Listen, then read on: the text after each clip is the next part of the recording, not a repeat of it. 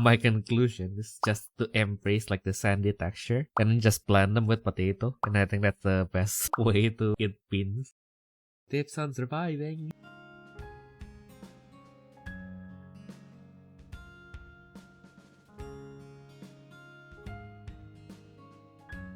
Hello everyone and welcome back to the Refresh Step, where you recover yourself for the main step. I'm your host for today, tomorrow, and the foreseeable future, Theodore Lu. And I'm with the hottest battler in the UK and admin of the Battlespears English Wiki, Ayumu Seiki. Yeah, what? Yeah, yeah. I was like expecting you to screech like usual. Well, not screech, like speaking like a high pitch voice, like hello. I can't do it right now. Yeah. My code isn't off yet. Too bad. It's been like a week, but yeah. And like my professor used to say that like in Germany it's not kind of like a belief, but it's kind of like, how do you like it is passed on in kind of like a, some it's not a folklore, what was it again, but like basically they just repeat it over and over again, kind of like just to remind like the younger generations on how to do stuff. What? Yeah.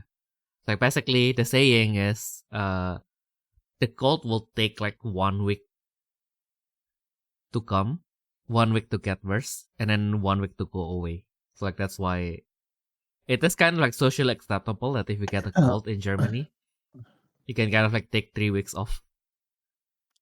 Seriously? Wow. Yeah, maybe, I mean, like, it also depends on the situation, right? Because like I was No, working for as sure, an yeah. assistant, so like they were like, yeah. Yeah. like you're you're at the retail. It'll be bad if like Oh, the yeah. customers think you're spreading disease and everything like Yeah. that. Yeah. But like, yeah, probably like if you work in retail, then probably like 1 week, 2 week probably, but yeah. Like once I mean, that's still really long sick holidays. Oh, yeah. Well, sick leave, not holiday, but yeah. Because like they are also like very, very reluctant on like giving you like actual medicines. That's why like I had like problems with I had an accident like last month, right? And then like sometimes my knee still hurts. And then when I told my doctor about it, and he told me to take like some ibuprofen, and I was like, okay, so like, yeah, I mean, like, how bad can it be? Also, like, he said it's medication, so like, I don't need the ibuprofen because like I still have like some ibuprofen that I bought in the Netherlands. Like, should be fine. So like, and then I went to the pharmacy, so just to check that if he had prescribed me like anything other than ibuprofen, right? And like, yep, so yeah, your recipe only has ibuprofen, and then it costs like, I think like 9 times or like 10, almost 10 times like the what it costs in like the Netherlands. So I was like, wow. And then it's like, for in Germany's in like the like for Germans, like it's kind of like the strong ibuprofen as well, but like it's kind of like the generic like €2 per box one in the Netherlands. So I was like, oh. Damn. It's like, yeah, that's that's a hard ass. I guess they really don't want you to buy the ibuprofen. Exactly. Like if you get a cold, then mostly they will just prescribe you with like the tea, like the tea that you can buy in the drugstore. You can buy tea at the drugstore. Oh yeah, and like you can buy almost anything in the drugstore. That's crazy. Yeah, I mean, like sometimes it feels like in today's world, like the line between retails like almost got blurred. Like if you're local, like let's say like bakery can sell, like I mean, like my local butcher even sells like pasta and like pasta sauces. That's like, yeah, that's like, yeah, I mean, like you do use the meat to cook something, and this is, I guess, like a gateway to it. I mean, like the drugstore also to some degree has some food. Like of course they kind of like focuses on like the quote unquote like the healthy branding, kind of like the bio stuff. Like the German called them bio, but I guess like it's in the organic stuff. Yeah. Like mostly if they have pasta, they only have like the organic pasta. They don't have like organic pasta. For coffee, they only have like the organic coffee. Like at least the labeling says so, but like it's just an excuse to sell like the shitty like 75 cents coffee with cream and milk for like 95 cents, which is like almost like 30% more. That's like, oh yeah. Okay, I will got like this morning I was like, okay, so I really badly needed coffee, but I don't really need like hot coffee. I just needed something to kind of get started.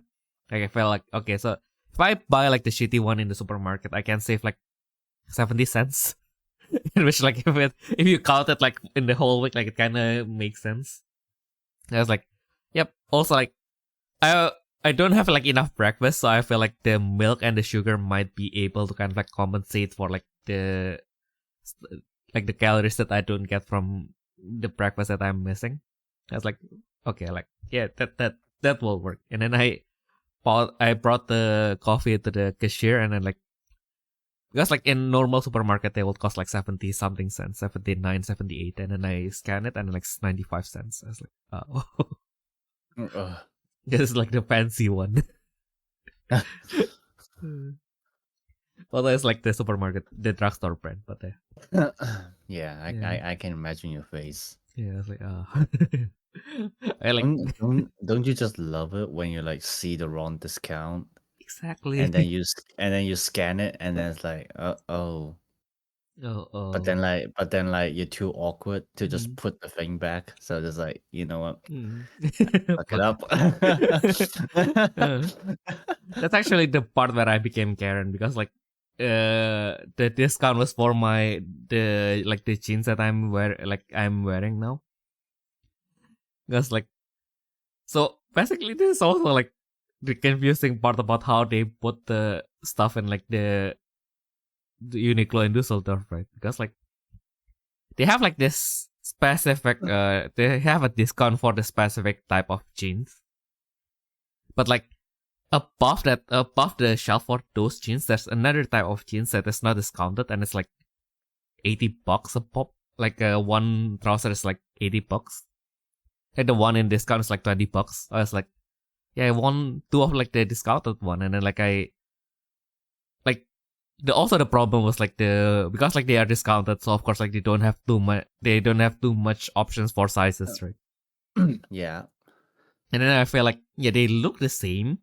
They generally look the same, like from the with naked eye they look the same. So I feel like, and also like, so the price tag, like they have like two price tags, but like basically like one of the price tag is for like the shelf below, and then like one of the price tag is for the shelf above it. But they're like side by side. So I was like, so which one is which?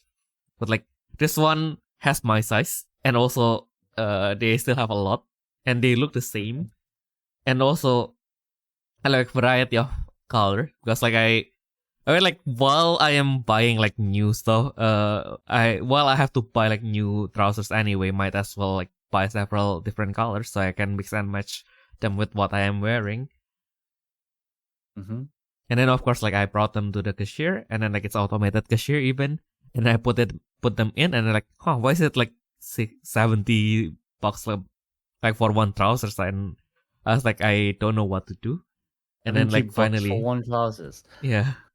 I mean, okay, yeah. You have to be a Karen there, yeah. I mean like, I guess like normally like it is what they price it. So like if I were like to intentionally buy it, maybe it's okay. But like this time I wanted to buy like discounted one for like $20, which is like this. So like this is like 4 times my budget. Yeah. No, I get what you mean. Yeah. So like, okay, then I made eye contact with the staff, and then like, okay, so I tried to explain this in okay, so she doesn't even speak German, so like, okay, fine. Okay, like, and then like, because I was still like confused of of this price difference, and then also like because the basically like one of the staff like speaks German, like the other speaks English, so I was like, my brain is like also panicking switching between these two languages, so I cannot even speak English properly. And it's like, So yeah, and then like finally like the manager came and the manager came and like she speaks better English, and then like okay, so like yeah, because I saw like in your website that this thing is like discount for like $20, but like I don't like this one is like $70. Like what is happening? Like okay, then she brought me like back to the shelf, and then like she explained it. Okay, so this one is for the shelf below, and then this one is for the shelf above. So I was like, oh, okay. Because also what fucks me up is like little fucks me up real bad, because like most German supermarket went by the convention that the price tag always go for like the item above it. But for Lidl, no. Lidl wants to be the hipster. For Lidl, like the price tag is for the products below the price tag. So I was like, oh, fuck me. Sometimes you'll see milk and then like, oh, that's like the fancy milk, and it's like only 90 cents. And then like you stop for a while, and then like you realize that, hey, the name of the brand on the milk doesn't match the one on the price tag, and it didn't even say milk. It says like one of those part like kid sized cheese that is like one single bite. So I was like, oh, so that's why. Yeah. Now that I moved, Lidl is also where I usually go once every week as well. Mm-mm. Yeah, gotta keep an eye on that.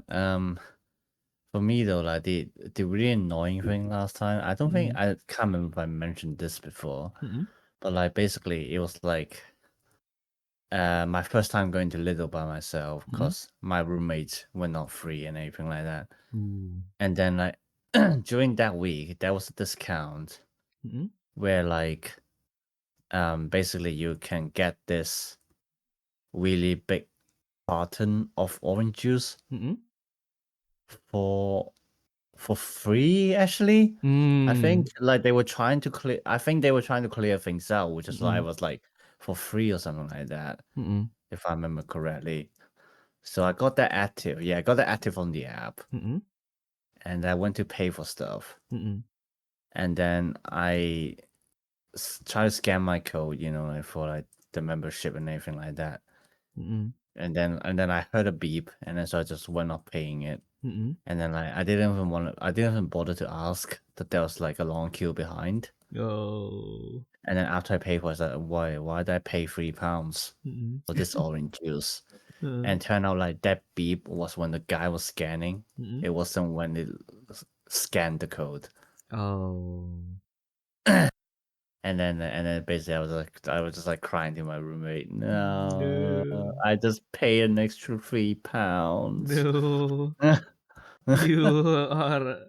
You are a disgrace to your whole lineage now. You paid for something that is supposed to be free. No. Yeah, but I feel that happened. Yeah, that's like also like what Lidl really likes to do, right? Like they put like stuff that are like significantly different in price, like next to each other. Kind of like, let's say, butter and sausages, and then you see the prices and like, ooh, this is like a really good price for like, why like is this like an error because they just sell like a half kilo of like the German sausages for like €2. So I was like, oh, is this a price mistake? But like it's a delicious price mistake, and then like you realize that it doesn't say sausage, it say butter. So I was like, oh fuck, I can't read, it hurts. It's like not even a matter of like German ability, because like the word for German for sausage and butter is like significantly different anyway. That's like, oh god. Yeah. Oh well. Oh well. And that's what it is. It's like we might as well just move on to the other confusing stuff, or like of like the new Battle Spirits card, because why not? Yeah, because like then it kind of hits me that Ninja Kill is like coming back, because like of this guy is finally coming back. Tobikage, one of my favorite Ninja Kill, just because it always feels good when you just summon something and then like, okay, you count the number of cards on your field and then you gain core according to that number. And I just saw this card, and like the only thing that I am upset about is the wording that for each of the card that you added, you have the exhaust one opposite spirit or ultimate, and also banish one card from the opposite trash, because why the fuck not? Oh yeah, it's like, how is this a common card, mate? I know, right? Even worse. I think like also like later we will see what like I feel like some of like the new cards, like I feel like, oh, okay, this is very good, and then like I just remembered like how aggressively green banishes your trash now because of Yeah, Nyx, and then like, oh my god, no, like this card is shit and it's not their fault. yeah, that happens. Yeah, it's like Exactly. it really feels like, I mean, maybe like their philosophy Mm-mm. in card designs kind of change, Mm-mm. but like it really feels different in like how they design the cards recently. Mm-mm. Like it really feels like it got to the point where like they just like went off with Mm-mm. everything. Basically, Yeah, it's like, you know what, like fuck this shit. Like, you know, you can have all these broken shit. If everything's broken, nothing's broken. exactly. You know, kind of thing. And to be honest, I don't really know if I like it or not. But Mm. then again, I haven't really. I mean, it's very ironic that we're making this podcast, but then I haven't really touched the game for a while. So really can't really comment much on like the recent meta and anything like Mm. that. True. Yeah, like Yeah. the being asked like the recent meta is like, oh, I have to, Yeah. yeah. Wait a second, I'm going to the back room and I'll research us a little bit. Yeah, from what I know, it's like basically Galatian Dan Uh-huh. being at top, Mm-mm. because of course it is. Yep. And then the way they do it is basically you got Leo 15, Mm-mm. Brave 2, Libra Javelin. Yes. So obviously then you have like Libra Javelin just like locking the hand during Mm-mm. the attack. And then Leo 15 just like basically get a guarantee refresh because Mm-mm. oh yeah, you need to mill like a Galactian or Astral Soul. Well, no shit, man. Your whole deck is Galactian Astral Soul. Thanks. Thank you very much for the condition. It doesn't mean anything. Yeah, no, literally. Mm. And yeah, and then so there's that. But like Mm. what's even worse is that, as people have been complaining about, and like they're speculating that, so we're recording this before the new emergency ban Mm-mm. is coming out, literally the night before. Yeah. Which we try to delay this recording, but our schedule just really packed this week. So Yeah. Too bad. but yeah, Mm. yeah, too bad indeed. But yeah, so a lot of people are speculating that it's due to Shining Galaxy Mm-mm. LT, which obviously can retrieve the self to hand Yeah. from scratch for absolutely no fucking reason. Exactly. And then also somehow managed to change all Galaxian costs to 5. Mm-mm. So what it means is that if you have like a really good start, which you kind of do anyway, Mm-mm. you can push out Leo 15 and and well, no, maybe like by turn 2 or 3, but like yeah, by like turn 3 or something, you can get Leo 15 and Libra Javelin out, and then you can just start whacking Mm-mm. and just win. And then so Exactly. like from what I heard, that a lot of people complaining like the game right now is basically just ends in like 2 turns or something like that. Mm-mm. Which like obviously I have no ways to like verify that because I'm kind of out of touch with it for quite a bit. So I'm like that one guy who's like just like really good with rulings. Mm-mm. But then like if you ask me to play the game, I'd just be like really crap at it kind of Yeah. thing. I like to be Yeah. fair. Like I try to fight like the galaxy, and then like also like because my friend he really prefers like the big place. Like that's probably the only part where like the only thing that helps me to not die on turn 2, because like he wants to win with Sagitoplo Dragon XP. But that's also like really miserable for me because like he took out the Sagitoplo Dragon XP, and then he put like 2 Libra Javelin on it. Like, oh my god, like Oh my yeah, god. I mean, like I think like that's like one of like the correct thing that you can do, but like why do you have to do this? Like I'll die with like 1, and then like why do you have to have too. Yeah, I actually haven't even tried to build any of the new decks. Like even just building, I'm really just that occupied with life right now. So Yeah, same. Also, like library javelin, like the worst part is like I forget it has a ground field that locks your trash as well. oh yes, Yeah. that of course. Yeah. So yeah, lost the trash. So basically, well, nukes isn't really that affected that much, but I mean, sometimes you still want to summon the dark secret from trash. So it kind of affects a little bit. But then again, I mean, nukes kind of got beaten up by Yamato Yamato Takeru. Takeru anyway. Yeah. Exactly. So it doesn't really matter to them that much. But yeah, it means like hell now. I mean, Hades is already like just like beyond dead at this point. And like, yeah, just like in general, like I think like a lot of like quite a few decks right now kind of also have like reliance on trash. I can't exactly remember what kind they are, but like I mean, with Battle Spirits, everything is just like playable, right? So it's like pretty much just affects something here, something there, and basically people just don't like it. Yeah.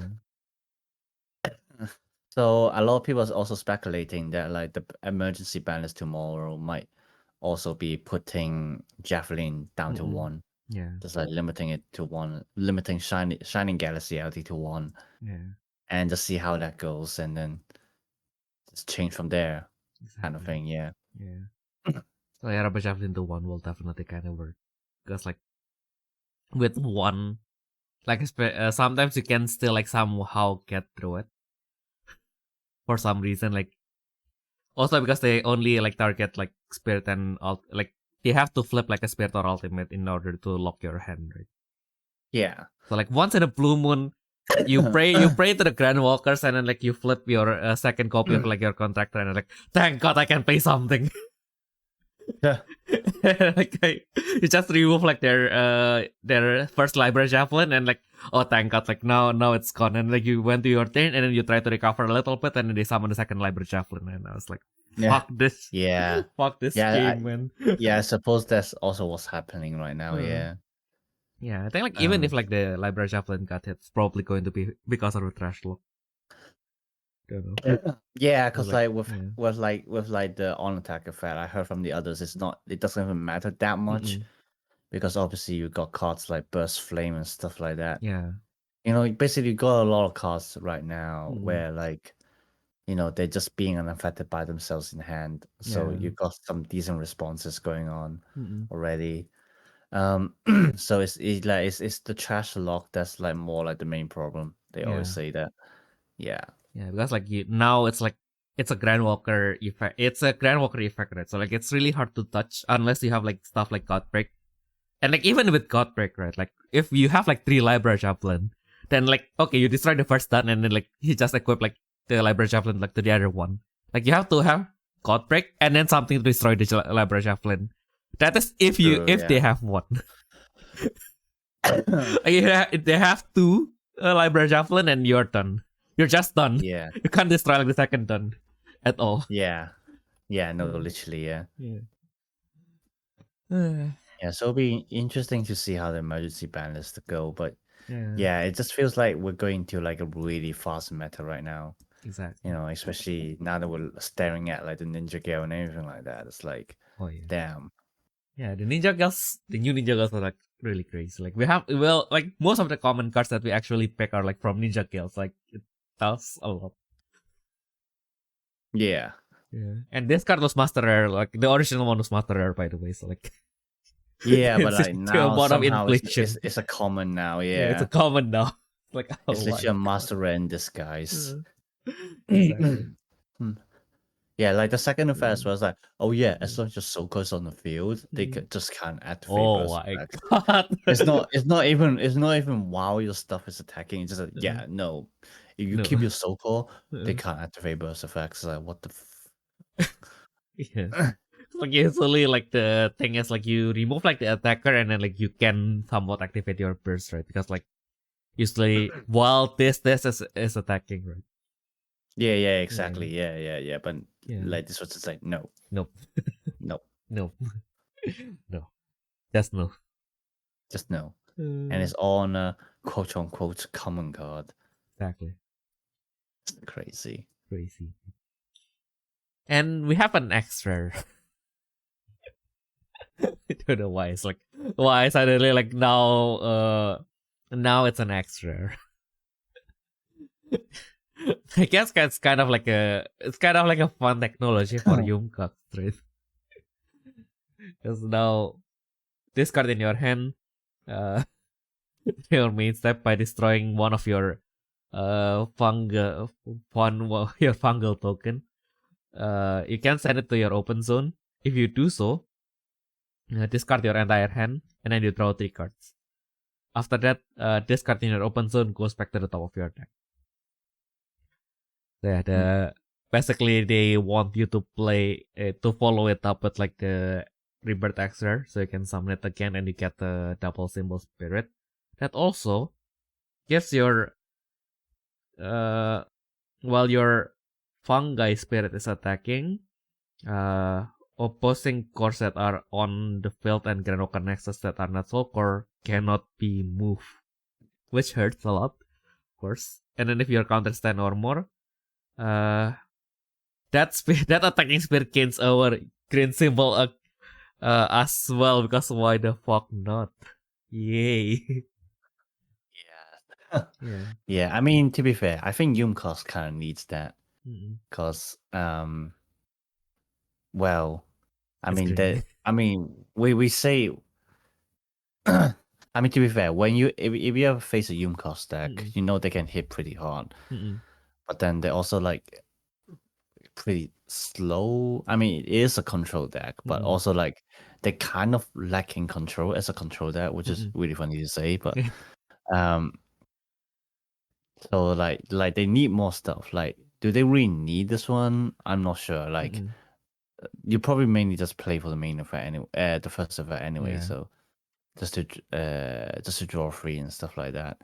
Yeah, returning to top, like there are 2 functions. Like one is like you can just renew your hand next turn again. Or obviously you can just like summon it from the top with like the concluser, which is probably like the main point as well. So like this card definitely has some uses. It's like one of those really decent card where it's like high cost, so it's designed for late game, but then it has an effect where like you can like kind of constantly use it like during the early game, stuff like that. So it is a pretty decent card. Like I definitely like this one, but like when I see this card, all it reminds me of is like how much time we spent just to try to figure out what his name was supposed to mean. Kusarifiosis. Yeah, Kusarifiosis. So Kusari is like pretty obvious because the chains. It means chains or rot. So obviously, so we kind of go towards the rotten meaning because it's the fungus trying to rot the bird, literally. The Theosis part is like what scratch our heads for like probably like around an hour. Because like we've guessed like it might be Greek, it might be Latin, it might be Germanic. It's like something that ends with Theosis. We try to look it out. Like at one point we were like very, very close because basically in general there is no Greek or Latin word, like especially like in terms of academically that like ends this way, like Theosis. Except for some really, really specific species of fungus where like their scientific name ends that way. So we just kind of went with that until like C4 basically scrolled through Twitter and then like found like Japanese somehow just figured it out that it's supposed to mean symbiosis. But it's pronounced as the F sound, or rather the V sound, as in theosis, is because the B is pronounced as V in Greek. Yeah. Oh, my head is starting to physically hurt. Yeah, and so we were like, fucking hell, mate. Damn. How do you figure that out without a Greek person telling you that? What the fuck? Yeah, like it's like we were very close. Like we could guess that like it's like something related to mushroom, and then like it's definitely not English. I mean, at the end, English is like come from Latin and Germanic and everything like that. But we just somehow never thought that it's supposed to be Greek, and obviously we didn't know that the B sound is supposed to be pronounced as V in Greek. So now you have a clue for the future, I guess. yeah. No, we do. Yeah. Yeah. But like, yes, the more you know, literally. The more you know. The more you know. It's interesting. It's why like I really like translations and transliteration. You just learn something new every time. Exactly. Just by the virtue of like knowing, well, that encountering the stuff. Yeah.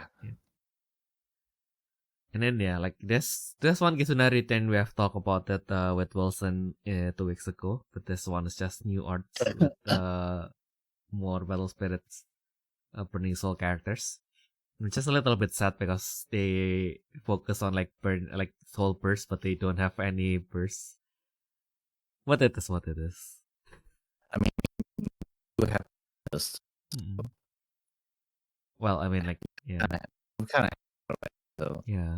Oh yeah, that one is Yukimura and Toshii, right? And also Soon. Yes. Yeah. So these are like the extra characters. Yeah, the extra. Touch. Being the main heroine and then like treated as an extra character. How such? I mean, to be fair, no. So, wait, I don't even think we have a main heroine. Yeah, no. In this anime, no. Like basically, you got Reka Yukimura as like the main protagonist, and then everyone else are just like supporting characters, literally. The main heroine is Sasuke. You can argue the main heroine is actually Sasuke. The one with like the secondary, like the second most character development after the protagonist. Well, True, you can argue actually he has more character development than Yukimura even. I don't think like Yukimura is one of those characters that is like supposed to be like quote unquote already perfect. Like no, he definitely is. I feel like no, you're right. Yeah, I can see that. Like like now that you ask it, like did Yukimura actually grow? Not really. I mean, I suppose in terms of card games, like he learned quite a bit, I guess. Yeah. But like character growth, nah. Nah, you talk about in my card game anime character growth. Yeah, but blasphemy. Like, every single character in this picture aside from Yukimura has character development though. But there. Actually, like Soen and Kanetsugu and Toshie, they have character development. Yeah. Oh my god, it's literally just Yukimura now. Exactly. Like even Kana has some sort of character development. Like she finally like in the end she finally like realized that she might be romantically interested with Yukimura and then like what? I guess. Like at least she's not. I did not remember that. What the fuck? Yeah, there's I mean like it's implied like. Oh my god. But I don't know. Like so maybe I'm just reading too much into it. So maybe she didn't, but like I think you are reading too much into it. Probably. I don't think Bandai really cares about that. Yeah. In a card game anime. Clip. My and Dan are like the only two true ships. Official ships. Like my headcanon is still that Kana is actually older than Yukimura. Yes.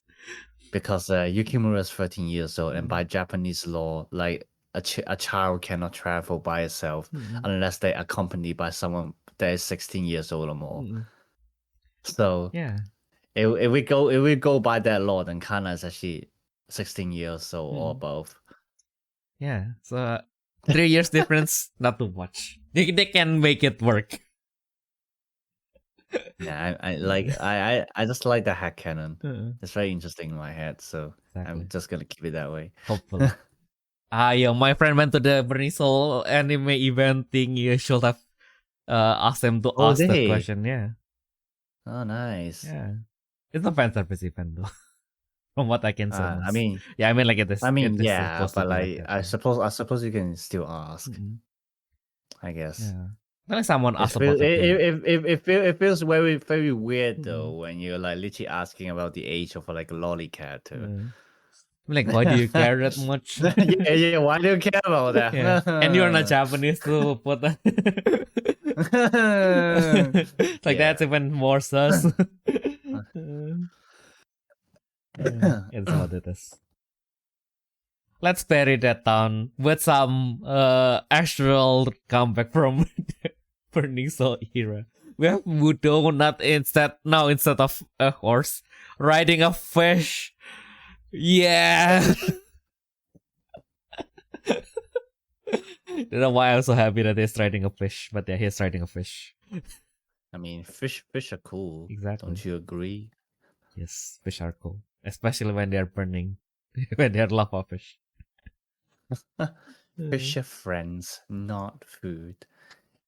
Hey, I remember how like there are some fish who are like very used to living in extreme environments. Like for example, if they live near like volcanic areas and stuff like that, they actually used to like high temperature water more than like just like lukewarm water.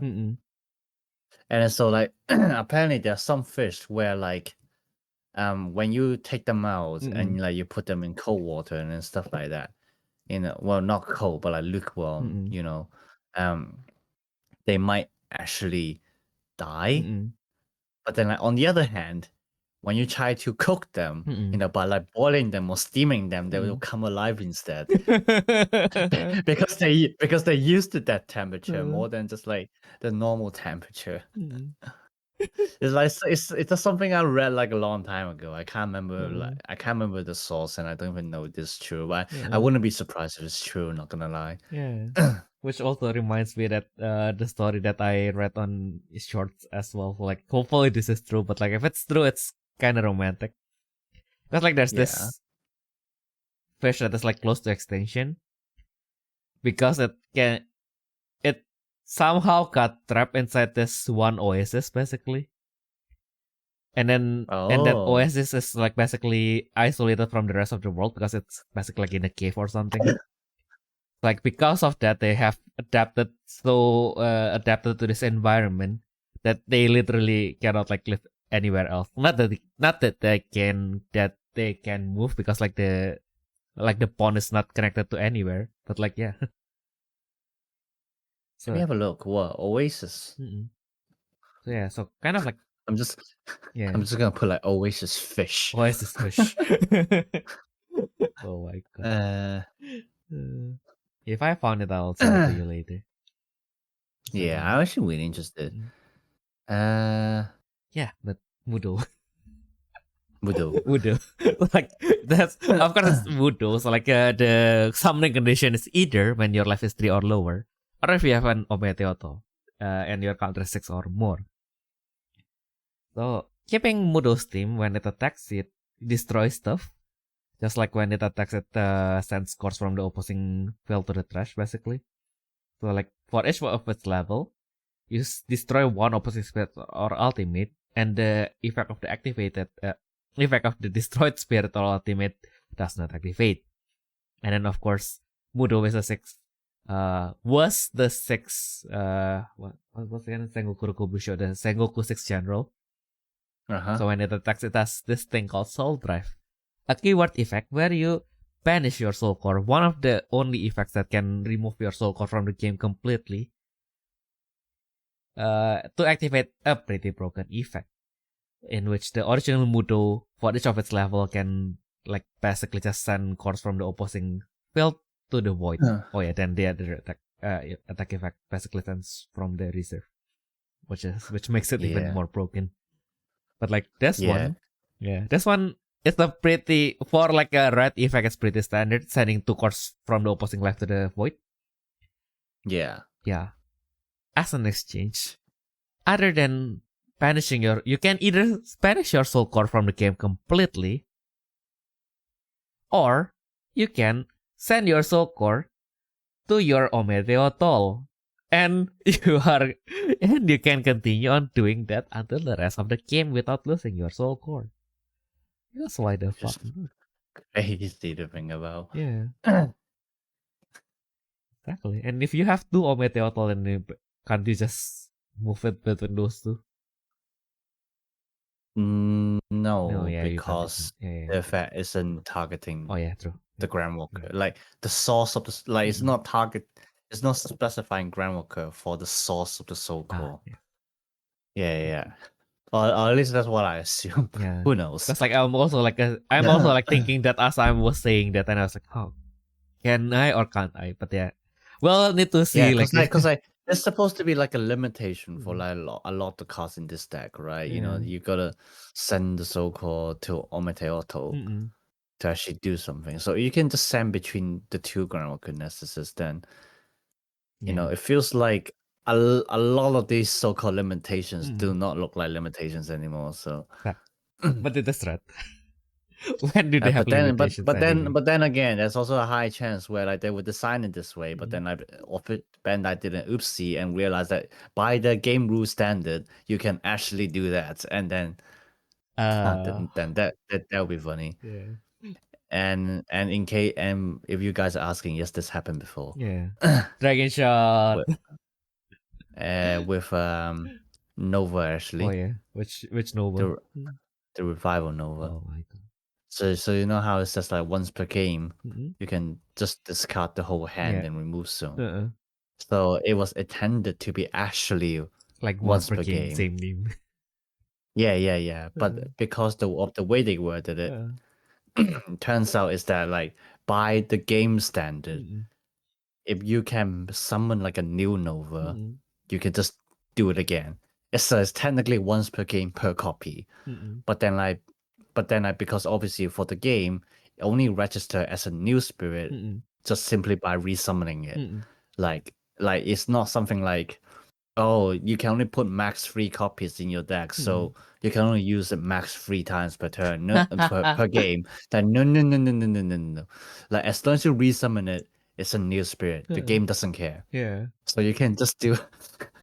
You can just loop your Nova if you really want to. Yeah. Exactly. I mean, granted, at the end, this doesn't even matter that much because with Nova, if you discard the hand, you basically guarantee winning anyway. So exactly. That is the reason why Nova Revival is like still literally like on like individual card power is probably like still the strongest card in the game after like how many years now. It's just like, oh my god. Oh, go on. It's just like the whole deck kind of like, okay, so it can feel like it's kind of slows down, but like the card itself, like individually speaking, like if we are speaking in like isolation. Yeah. You know, like talk about funny interactions though. Like I've discovered a funny interaction in Pokemon last night. So like we got this card like called Team Rocket's Persian EX, where its first attack is you can refill 10 cards from the opposing deck and then choose an attack you find there and then use it. And so like so someone asked, okay, so what if they have 11 cards, exactly 11 cards left?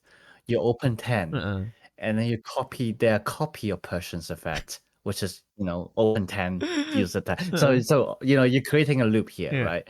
Yeah, because like basically what happens, like you open 10, you choose the effect, shuffle the cards back in, and then do the attack effect again. So technically you can do a loop. And like this only works if it's 11 cards or more, because if it's 10 cards, then like, you know, both players would know, and then the game state would also know that like this is the only this is the only effect that you can, well, this is the only card where you can take the effect from. So then it will forces you to use another attack, or just like don't use the attack, because obviously, or else you're just gonna create an infinite loop. But if it's 11 cards or more, that's different. Because after you open 10, the last card in the deck, like even though obviously if you do like the loop like twice, then both players knows what the 11th card is. The game doesn't, because when you pull it back to the deck, then technically it's like become private information. So then like technically that 11th card can be anything. So then the game will allows you to actually loop it legitimately. And by this point, if it ever happens, I mean, to be fair, let's be honest, people are scums. They can do this just all the time. So like if it ever happens, what you have to do is basically have to call a judge, and then like the judge, we have to intervene manually. And then like, I mean, so like by game rule, you can actually just do this loop until timeouts. But by common sense, you probably got caught stalling time by the judge anyway. But nonetheless, here's a fun fact for you for Pokemon TCG. Yay! Very fun. Oh my god, it was really funny. But like these are the kinds that I love looking at in card games, just like any kind, just like these really absurd interactions that you can use them as just like little stories. It's like that back in my day, you can do this loop. Then now, because of those woke judges, oh my god. Yeah. But yeah, let's go. But yeah, back to Mudo. It's like, oh my god, this. Yeah. This card is just like really good, really. I mean, like even just for the first effect, because like for each level, so basically you can destroy up to 5 Spirit Ultimate with no condition. Alright. I forget that Ultimate starts at level 3. Yeah, it starts at level 3. So so literally you're destroying 3 either way, and you can destroy maximum 5. And then like you still remember how back then, oh my god, we gotta balance the cards. Like Ultimate decks have to not be able to deal with other Ultimates, so that then you're forced to put spirit counters in it to actually deal with Ultimates. Now they're just like, oh yeah, this Ultimate, yeah, you just casually destroy 5 Ultimates on attack. Yeah. Why the fuck not? Yeah. Fuck that there. Yeah, so okay then, Bandai. Okay, let's What talk. can I say? Let's slow down. Let's talk. But yeah, funny card, I guess. Exactly. I would like to shoot to void. I say that if it's like a patty pack, it's not. You know what's even funnier? Like at first I thought that you could still use it without condition, even your so-called is banished. But like turns out that's just literally how the way that Soul Drive is written. Like I literally don't know why they had to do it like this way. Like they have to write it this way instead of just saying Koto there. It's like we just had to write it this way because it's Soul Drive. And it's like, okay then, Bandai, like whatever you want. Like at this point, I don't care. I don't fucking care, mate. It's now that you say that it isn't written as if it's a condition, but it is a condition. Yeah, it's like it is a condition with just like, oh my god. Like why? It's literally just like 2 extra kanji. Oh no, it's that's a okukoto, right? It's like, so they just, for some reason they don't write the day. Yeah. Okuto. No, it's literally okuto. So like yeah, they are missing like 2 letters. They are saving space. No my, like for God's sake, mate. Yeah. For God's sake, just to save like 2 characters. What is this, like 90 like SMS? Oh my god. You remind me of this meme. You remind me of this meme where like, so it's like the people who use the time that's being saved by typing K instead of OK. Oh my god. I love that meme. Exactly. Oh my goodness. This is exactly like this blade dress, like representing my current feeling right now. It's just a U art. I just really like to see like the blade dress, like. No, I don't. Yeah. His face is like, no, don't take my clothes. No. The serious blade rat. Now it's a blade rat LP, and as usual with the current climate, like even it's a cost 0, it has like 3,000 effects written on it, because why the fuck not? Oh god, yeah.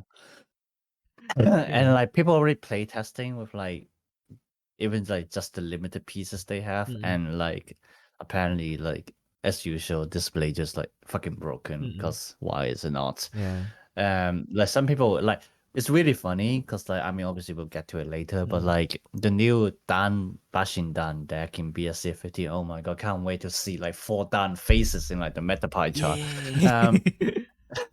But like the new Dan is like supporting like astral deity. And the funniest thing is like everyone's first thought was Gaiasura. So they just took out Gaiasura and started like testing with it, and then like even with just the cards we know right now, like obviously we don't like even like half the list, and like they were already like, oh my god, this deck is broken. Yeah. It's like they were like if like you know something goes wrong when you can make Gaiasura good. I don't know why I found it so very like that card actually playable. Blasphemy, mate. Blasphemy. You know why that cracked me up so much? The game says where someone cancer is good. Yeah. Oh my goodness. Yeah, I mean, honestly, for those who are still listening, you guys will know later. But I mean, to be fair, you probably already know the facts. But yeah, we'll keep going. Exactly. This is our lowest minimal. This is like our minimal effort to keep you listening to us. Literally. Yeah. Also, like this card review is supposed to be kind of like just our first thoughts on it, not really like, oh, this is the new stuff, because like we do this every 2 weeks. Like, let's face it, unless like you don't, you never like check the Pelsper's Twitter, like you will. I mean, to be fair, oh my god, if you're relying on us for the news, bro, I feel bad for you. You deserve better, mate. Yeah, and like you can go to our description below. I have this link for our kind of like our server where we hang out and like play sometimes when we remember that we actually play Battle Spirits. I know, literally. Yeah. And then, yeah, I mean like it has a subscription to Ayumu's other server that has like that posts like the new stuff like with English translation. Like yeah, it's our newsletter subscription. Exactly. You can subscribe to that newsletter in your own server because why not? Yeah. Oh my god, it's really funny. It reminds me, you say like how like we just can't remember that we still play this game. It's really funny, like for us in the group in like the UK, we just collectively agreed that like the collaboration only format is way better than the main set format now. Exactly. Why do you think I like the Dima format so much? Yeah, like and so I was like, all right, guys, if you really like the collaboration format that much, let's try the Diva format. And then like they was like, we're not ready for this. I mean, we were literally also saying like if we don't like the standard cards, we're just gonna start making our own collaboration cards. Yeah. And speaking of collaboration, we have a collaboration with the past now. Because when can we have enough Sequel Nova? Never. My god. We were just talking about like how Sequel Nova Revival is still the strongest card in the game, like by individual card strength. To the point that whenever they release like new Sequel Nova, I think like the only one that actually like, well, actually like 2 of them are quite good. The other one is shit. Like the Rebirth one is kind of like doesn't really do that much. Oh yeah, no one ever used that one, mate. Except for Dan fans. Because they have to. Yeah, but at this point when they're doing this, they're literally making even Dan fans just like stay away from it. Like, oh my god, like I'm literally like how I've always been proudly saying, oh yeah, Nova was like my first card in the game, especially when I was playing Saga and everything like that. Now I'm just like I'm really sick of looking at this lizard right now. Oh yeah, and for context wise, the Sickworm here, because Sickworm is basically going to get his own contract spirit form. I think like last week we did see the last 2 weeks, like we see like the Yggdrasil one. Now we see the Sickworm one. Yes. Yeah. And of course, he will Man, evolve into who would Sickworm have Nova. guessed? Yeah, who would have guessed that? I know, right? I didn't. Yeah.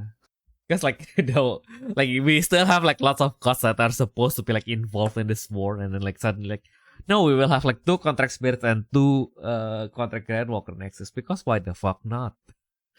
May, you know, like, oh my god, like we were literally been saying like how like, you know, by now technically every protagonist has like a deck, you know, if you go like, so like Topper, I mean, he didn't get a contract Nexus, but let's be honest, like the eyeball deck is like good enough, right? It's like a good enough representation. Yeah. Dan is like, oh well, he can fuck off. Yes, too much. Yeah. Hajime, yeah, we got like the hero stack, and then Soul Eyes or whatever, and then ultimate like Ray, like he got something here and there. Like to be fair, he got quite a few decks. It's just like most of them were like shite. Yeah. The only one Unfortunately. that is not shite is basically like piggybacking on another deck. No, literally, yeah. But like then again, like at least like Zero actually kind of had like 2 to 3 decks already, because like obviously you got like Spirit Mugen, and then like the Ultimate Mugen, and yeah, actually I think there's only like 2 of them, yeah. And then what's the next one? Who's the next one? Burning Soul, yeah. We have Rekka. Yeah, Rekka. Yeah, we have Rekka. Finally got his own deck and also like part of the meta, so it's like that's a good thing. And then you got Double Drive, where like they technically had their own stuff, you know, back in like the Grandwalker era with like the God Kings. Yeah, the starter deck, the mega decks and everything like that. But then yeah, you see how I kind of skip Sword Eyes because Jurugi got fucking nothing. Yeah, now that you mention it. Idiot, you overray my favorite dragon ever. You know that meme where like this father's like holding up his daughter and he got like a skeleton tied to a chair at the bottom of the pool. That's literally Jurugi right there. Or just like everyone in Sword Eyes in general. It's like look at Burning Soul right now. You know, like, oh yeah, Rekka got his own deck, Toshia got his own deck, Soen got his own deck. I mean, Nobu obviously got his own deck. I mean, he got like fucking like 3 decks by now, something like that. And like, wow, even Kanazuka got its own deck. And like, Jurugi and his scan is just like, when's the last thing they got? When's the last thing they got something like the Rebirth campaign promo? Reflect the revivals, which aren't even useful, except for like what Chaos Pegasus. Yeah, Chaos Pegasus and maybe Nega Ninetale to some extent. Yeah, actually, yeah, Nega Ninetale was around for quite a bit, actually. Yeah. And then like kind of like arguably, like even Aldius Viper, like some people control decks still play that one. Yeah, and they won quite a few games as well. So yeah, but then like Jurugi himself, like. May, like his supports are so like you can think of this as like comparison. You know, Kamen Rider Saber, yeah, like which I plays with Kamen and Fencer, well mostly just Fencer really, and like it's also a pretty shit deck. And then like so you can imagine how desperate they need like the support and anything. Even they don't want to use the Jurugi supports. That's how bad it is, mate. It's like, you know, if you say like, oh yeah, okay, maybe they have some niche use, like maybe like a fencer deck would be like useful with it or stuff like that. No. They don't even want that. Oh my god. Like Saber's like, you know what? I'm just gonna stick to my own cards, mate. Oh my goodness. Wow, what a burning show. And what is even more burning because while we were just talking about like the anime stuff, we have more Ninja Kill stuff because why the fuck no? Oh god, yeah. Why the hell out of all things is Ninja Kill getting more cards? Like honestly, they don't need it. It's like you know the Ninja Kill that like you can still play it right now if you just like you bring it out, you can literally just play it. It's best of 1. It doesn't matter. You just have to high roll. Exactly. No, literally, and like what's even better is like for example, Armor Machine Gacha, people will still expect that because it's actually still around.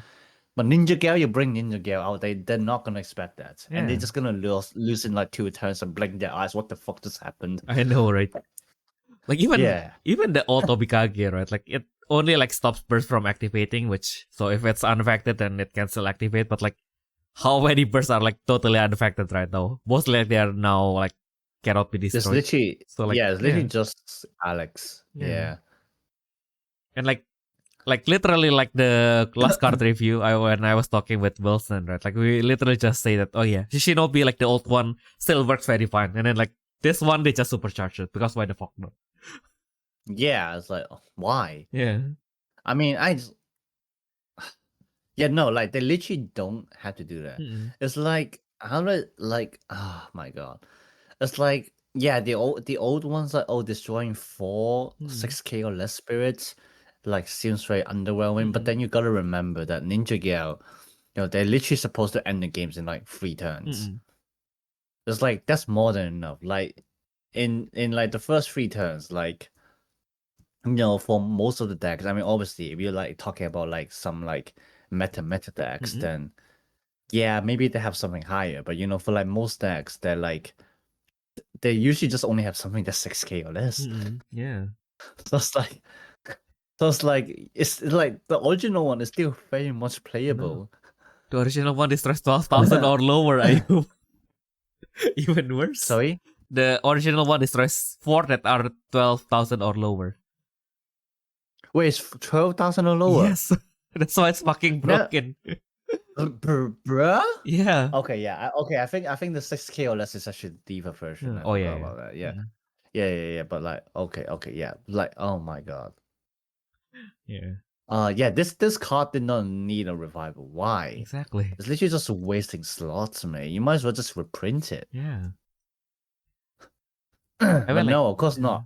Like, yeah, I get it. Just like fucking corporation mindset. It's like, oh, why are we reprinting it when we can just revival it and force the players to buy it?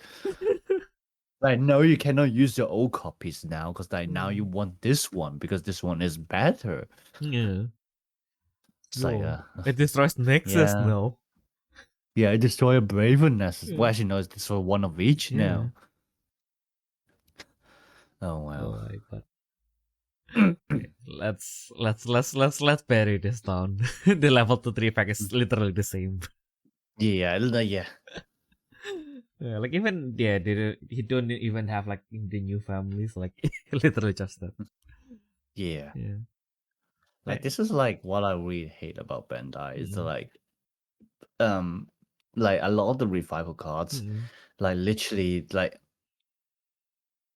some of them is like understandable, like for example back when they first started the revival thing, and then they gave you like Midbroth Barragan, Cannon, and then Double Blaster as like literally just changing the burst to Soul Burst. Like that makes sense. Because like they're still really good cards. Like people actually want them, but then like you just make them a bit more versatile. Like that makes sense. But like at one point it's just like ridiculous. Like especially like the ones in Divas. It's like yeah, okay, I'm gonna change this part to make it better, but then I'm just gonna nerf this part, which is what people are supposed to be using it for. Yeah. It's like, huh? Huh? like literally, it's like, oh my god, like it still pisses me off if like kneel down everyone. It's like you might as well not revival that. Like what's even the point? Like I've never actually seen anyone using the Mirage Effect. And then just because they added the Mirage Effect, like then like they had to nerf it and say it's unaffected in trash. Like, huh?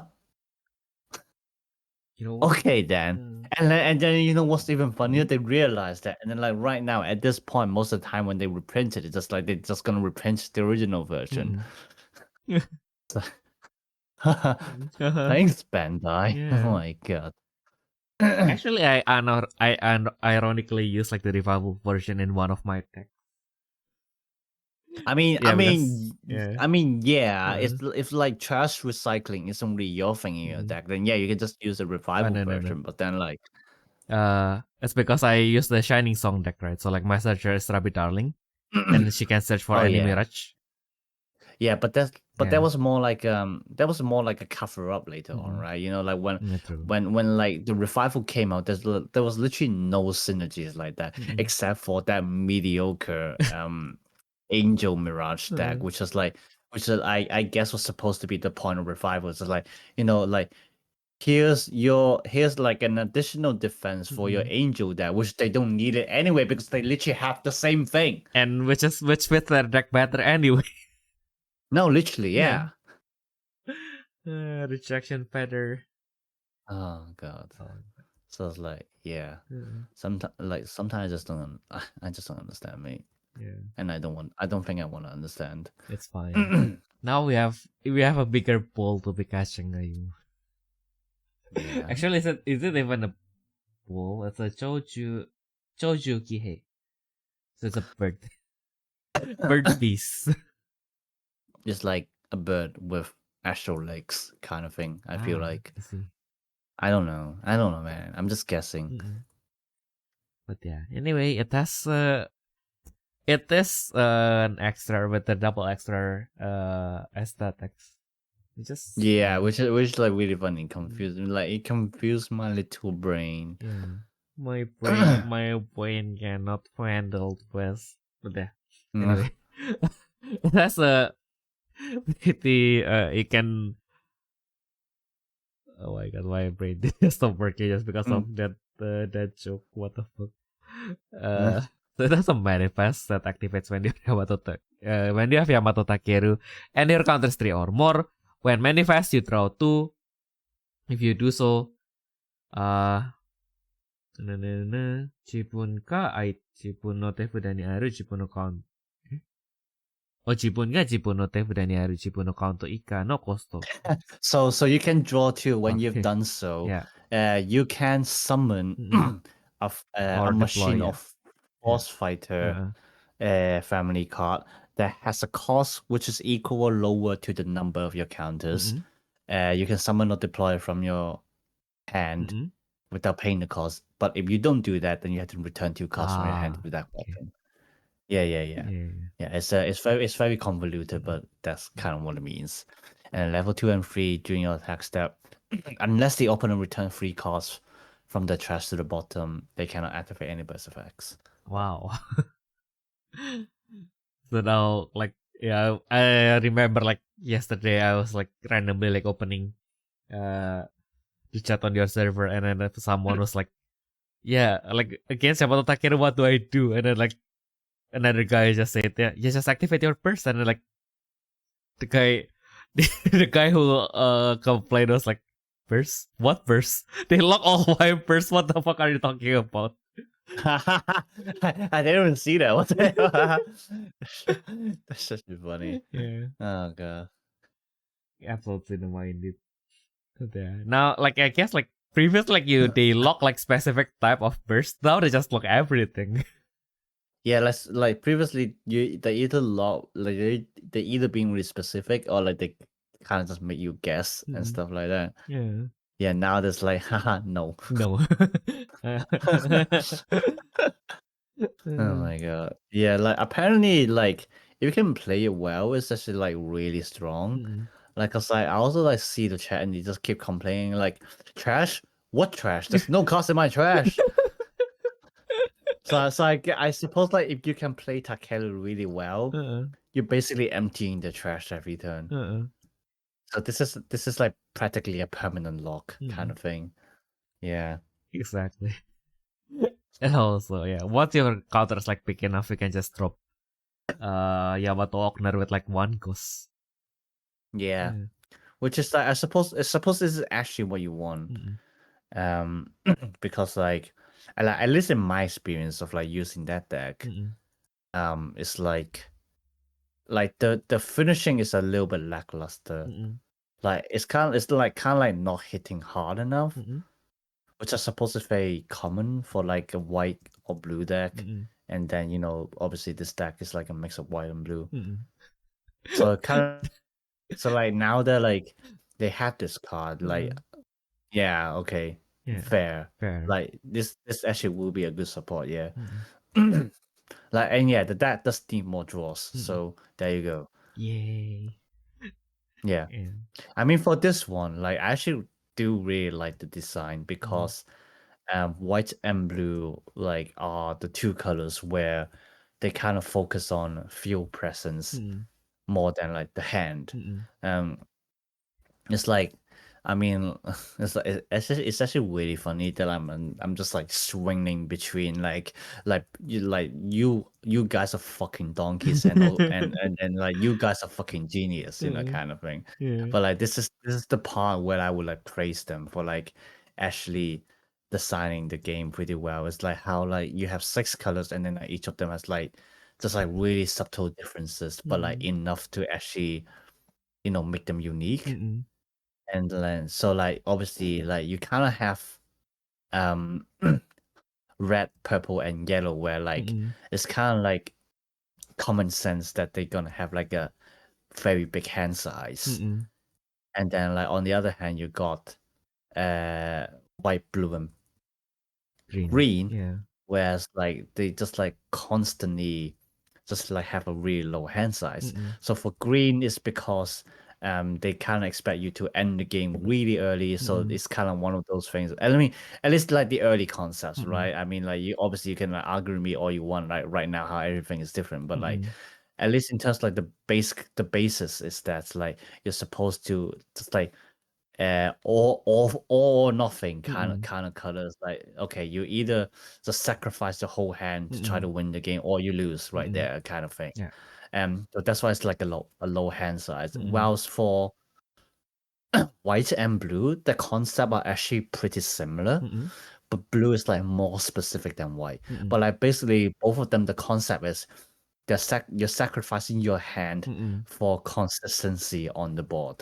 So like every card you play should be meaningful. Like this spirit is supposed to be here, to help you prolong the game, or something like that. This Nessus is supposed to be here, so to slow down the opponents. Like every card that you play is like meaningful instead of just like, oh yeah, this is just like an extra chunk blocker. This is just like for like depleting it for extra reduction, stuff like that.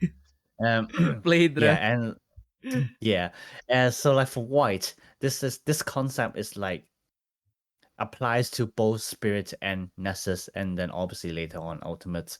But for blue, this concept is like specifically applying to nessuses, like which is like really interesting. It's like, so for blue, it's like you're kind of like expected to have low hand size, but then like you're supposed to control the board with all your nessus effects. Your spirits are like whatever, like they have summon effects that can help you, or like they're just gonna do a one-time thing and they just die, kind of thing. Obviously your most classic example, like castle golem. Supposedly you summon it once, then you know what, you go into trash. Okay, yeah, it goes to the trash. Or like something like Dugald, which is like you're supposed to summon it just to draw 3, drop 2, or you try to skip their main step and like that's it, like that's its use. So when you put these, like, so that's why like when you put these two colors together, they're just like not the best combination, because they don't really what's the word, it's like They don't compensate Yeah. each other. Yeah. And so like every time I see a white blue deck, I just like think it's really interesting. And like certainly right now, like they're doing like the right thing for Yamato Takeru. And like it's even more interesting how how like specific like Yamato Takeru has been, because like whether I don't know if it's like deliberate or not, but like Yamato Takeru can basically only survive in like a very conditional environment. It's like he only works right now because a lot of decks relies on trash. And yeah, like one of the biggest problem with Takeru is that they cannot deal with ultimates.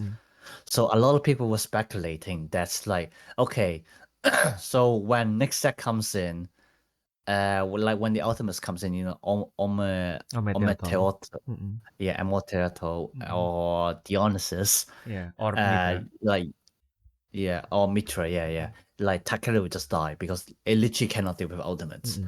But then like it's still actually surviving fine right now, even with Jaffa and Setter around, because you have other decks creating the balance by like knocking out the ultimates for them. And it's just like it just feels like witnessing a miraculous historic event right now. It's like, wow, somehow this deck is surviving, literally staying on top of meta because of all these conditions. It's like being at the right time. Yeah. Like the stars align for them. Yeah, like, no, literally, like the stars just align for them. And now it's dropping on the Mask Galaxians. Yeah, like literally, yeah, like that's one thing that I didn't talk about at the beginning is that like some like this meta is still like barely playable exactly because Takeru is just like putting off the Galatians. Yeah. Like literally without it, this meta would just be dominated by Galatians. Like no chance, literally. Which it was just like again just really interesting to see. Yeah. So yeah, I'm definitely looking forward to this card just like being like more useful. Yeah, because like I genuinely want to see this deck just being successful for once. Because like, obviously blue white is not exactly a common color and very rarely did it actually worked. Like back in the days when it first came out with like Enterprise, Oh yeah. like it actually worked kind of, but then also partly because like Midnight Sun exists. Oh yeah. So it's like technically you don't even need the blue cards. It's literally just a white control deck. So like if you ask me, I wouldn't really count that as a success. Like people just put like the blue cards in because they like inherently support for the deck, but not necessarily because they're blue. Like if that makes sense. Yeah. Like people play it because it's designed for that deck, but then they're not playing it for like say for the blue symbol or like for like the blue side of the effects, stuff like that. But like you can clearly see the balance with Takeru here, like like how like it's being a white deck, so then like it really relies on like the blue filter, even if it doesn't actually gain the hand, but then like it helps it goes through the game, instead of like being white where you just have to wait and stuff like that. So yeah. And then obviously, you got stuff like, oh yeah, lock in the burst effects, like that's a blue thing as well.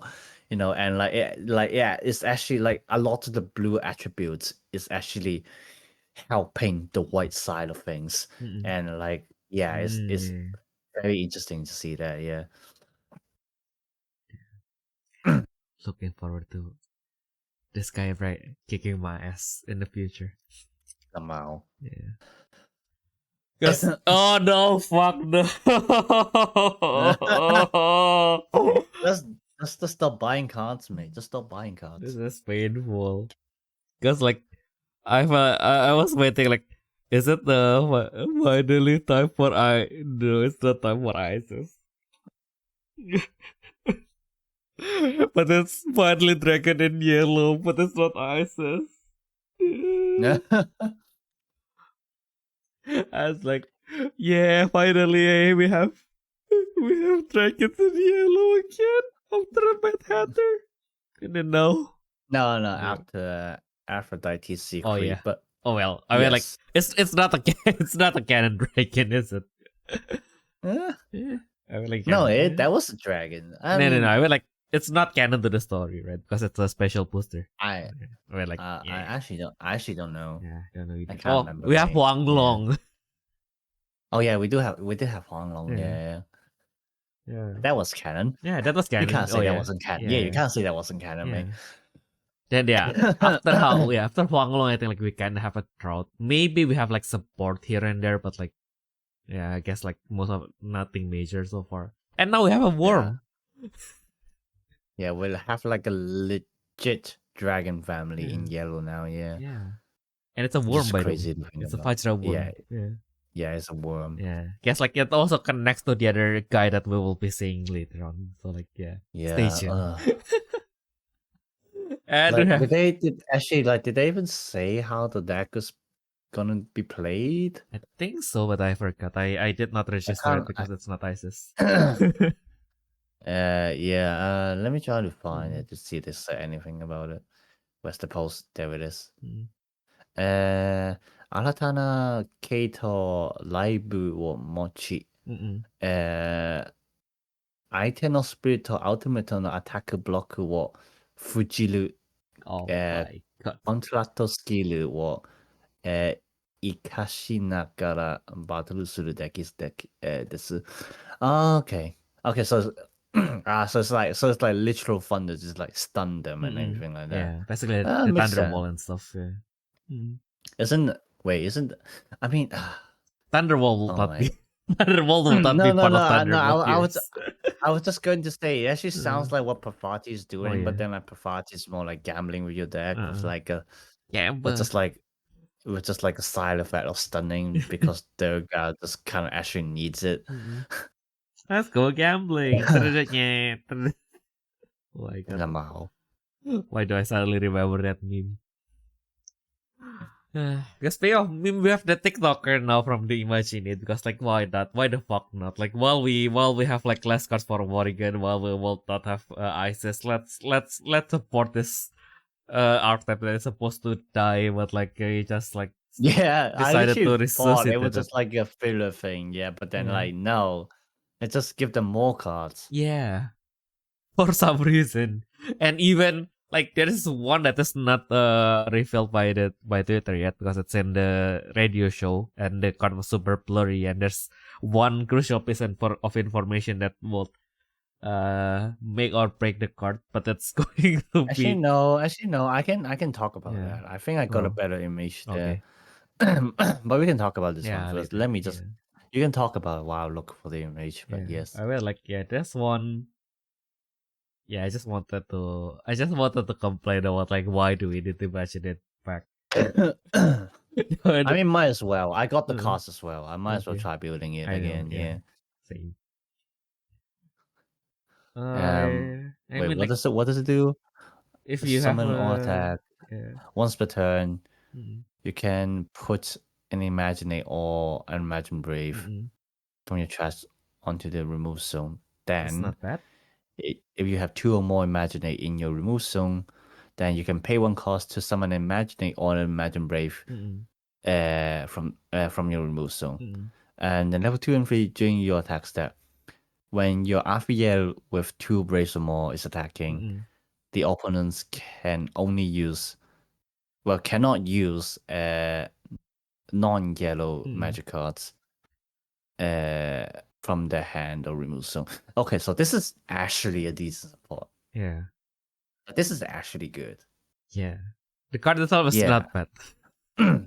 Yeah, the card itself is not bad, but like I feel like we need something to like control the board before Afriel comes down. Or even just like more filter in general. Like I don't even need the control element, but like give him more draws.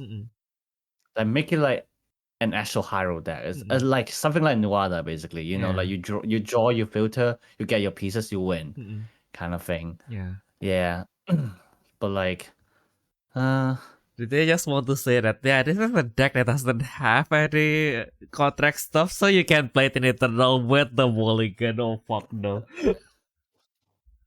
Yeah, it's like if they give more low cost stuff for this archetype as well. Like I suppose like arguably you don't even need like a contract.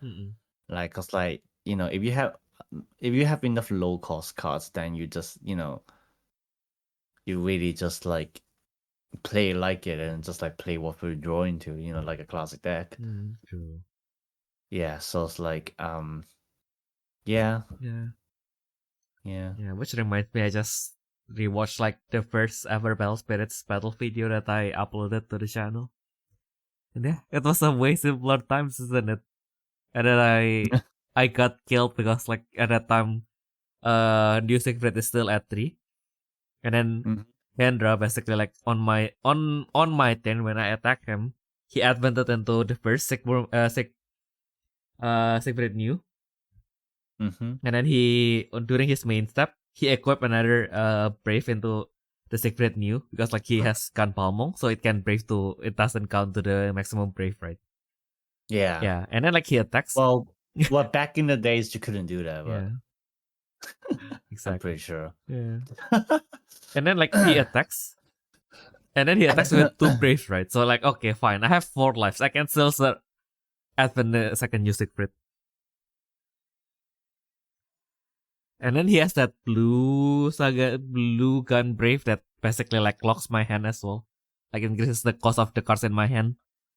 And I was playing like red green at that time. So like I don't have like anything to corpus. So like I have like very little course on my reserve, and then like he just basically locks my hand, and then he has like a 4 symbol spirit that refreshes and is unaffected by any effects.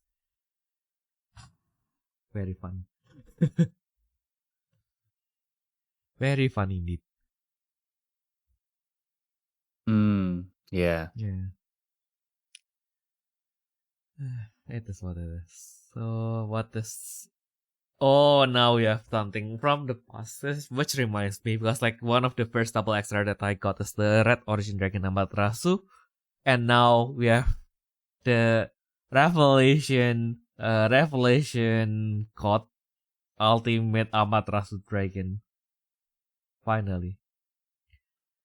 So still keeping up the theme with 10 costs, no reduction, but of course, it is a modern card, so they wouldn't do that. Wait. We're not done with Imagine It yet. Okay. Fine. Because I found the card from radio that you were talking about. And actually has a pretty clear image, so we can actually talk about that. You can also share it if you want. Whoop. Yeah. So it's called the Imagination Arcana Beast, King Lion. And then like for once we actually got an Arcana support as well, which is crazy. Oh my goodness. So the first effect, once per turn, same name. During your main step, you can pay by paying 1 cost to summon this card from your hand and remove zone. You can put a total of 2 Imaginate and Imagine Brave cards from your hand onto the remove zone. And then level 1, 2, and 3 on summon once per game, same name. And I'm pretty sure the number is 7 there because it got like a little curve as well. Like it can be 2, but I doubt really because like 2 will be shit. because 2 would be very underwhelming. So I'm pretty sure it's like 7. So like you can open 7 cards from your deck, and then among them you can put 1 Imaginate or Arcana card, and also every Imagine Brave card with a different name from them to your hand or to the remove zone, and return any card to that bottom. So basically, you can gain at most 7 cards with the summon effect if your deck is pure enough. Well, I mean, which is like really decent. Like this is the kind of turn 1 play that I want. Like this is the kind of turn 1 play that I would need. Like I would play, like even though it's once per game, I would play 3 of these. Like in my deck, because obviously the summon effect is already really good. I mean, you're potentially gaining 7 there. Like if you get all the pieces, you can literally win next turn. Yeah, and then so like and then but like even then, you know, even after you use the effect, you gotta understand, like you're paying 1 cost to get a 12k standing on the field, which obviously it's not exactly a major thing in today's like day and age, but like, you know, it's still like a relatively big spirit that like your opponents kind of have to get rid of it if they kind of want to attack and stuff like that. So like, to be fair, like this is like actually a really good card, not gonna lie. Like I like it. Like this is one of the cards that like the deck actually needs, you know. So like maybe they're actually cooking, who knows. I don't like the smoke of that lion, but fine, I'll give it a chance. But yeah. Mm-mm. And yeah, what a coincidence that both of the cards in this set for Imagine It are both felines. What is this conspiracy? Is it the Battle Cats collab coming? What? Battle Cats collab. Battle Cats? What the fuck is that? Don't you know Battle Cats? It's the best mobile game ever, Ayumu. We have to play it. It's also local, so it's a gacha game, but everything is local, so you can play it when you don't have internet connection in the toilet. And no, guys, this is not about to go into sponsoring Battle Cats. We wish. We wish, because they actually sponsor people. One day, I think like one of my if we ever get to the monetization stage, I think like that will be one of like my midterm goal. Like I wanted to be sponsored by Battle Cats because I really like them. Although like after I finished like the main story, I always got stuck. Because after that, it's basically just event stage, and then like the hard content stage, like the late game stage is basically just, you have to press everything like on the correct millisecond, and maybe you can win. Also, like when you like get the characters from the gacha, like they took forever to upgrade, so like fuck all. I see. Yeah, that's like I got like. Because, like, the thing about Metalcast, right? Like, the funny thing is, like, your basic character, they are, like, basically just black and white. But if you do the gacha, like, the highest rarity characters, they are actually colored. And I got, like, this hot angel that is called, like, the Headmistress Jane. And she has she is not a cat girl, but she has a helm she has a helmet that has the cat on her helmet, kind of like implying that her brain is just a cat, I guess. Yeah. Okay. It's a weird game, but it's also like very funny, and I have to play it. Right, those I would have the time, but sure. Exactly. Maybe now that we have talked about the cats, like let's go back to the lizards. Because this one can be played with any white contract Grandwalker Nexus, because why the fuck not? Also, for each cards in your that is in your soul state, this when you summon this card, the cost is -2. So like even if you somehow, I don't know why, I mean like I have a friend that will probably do that, but like basically if you have 3 Artemis in soul state, because they got destroyed by Reset Sphere or something, then you can basically summon this card at 4 costs.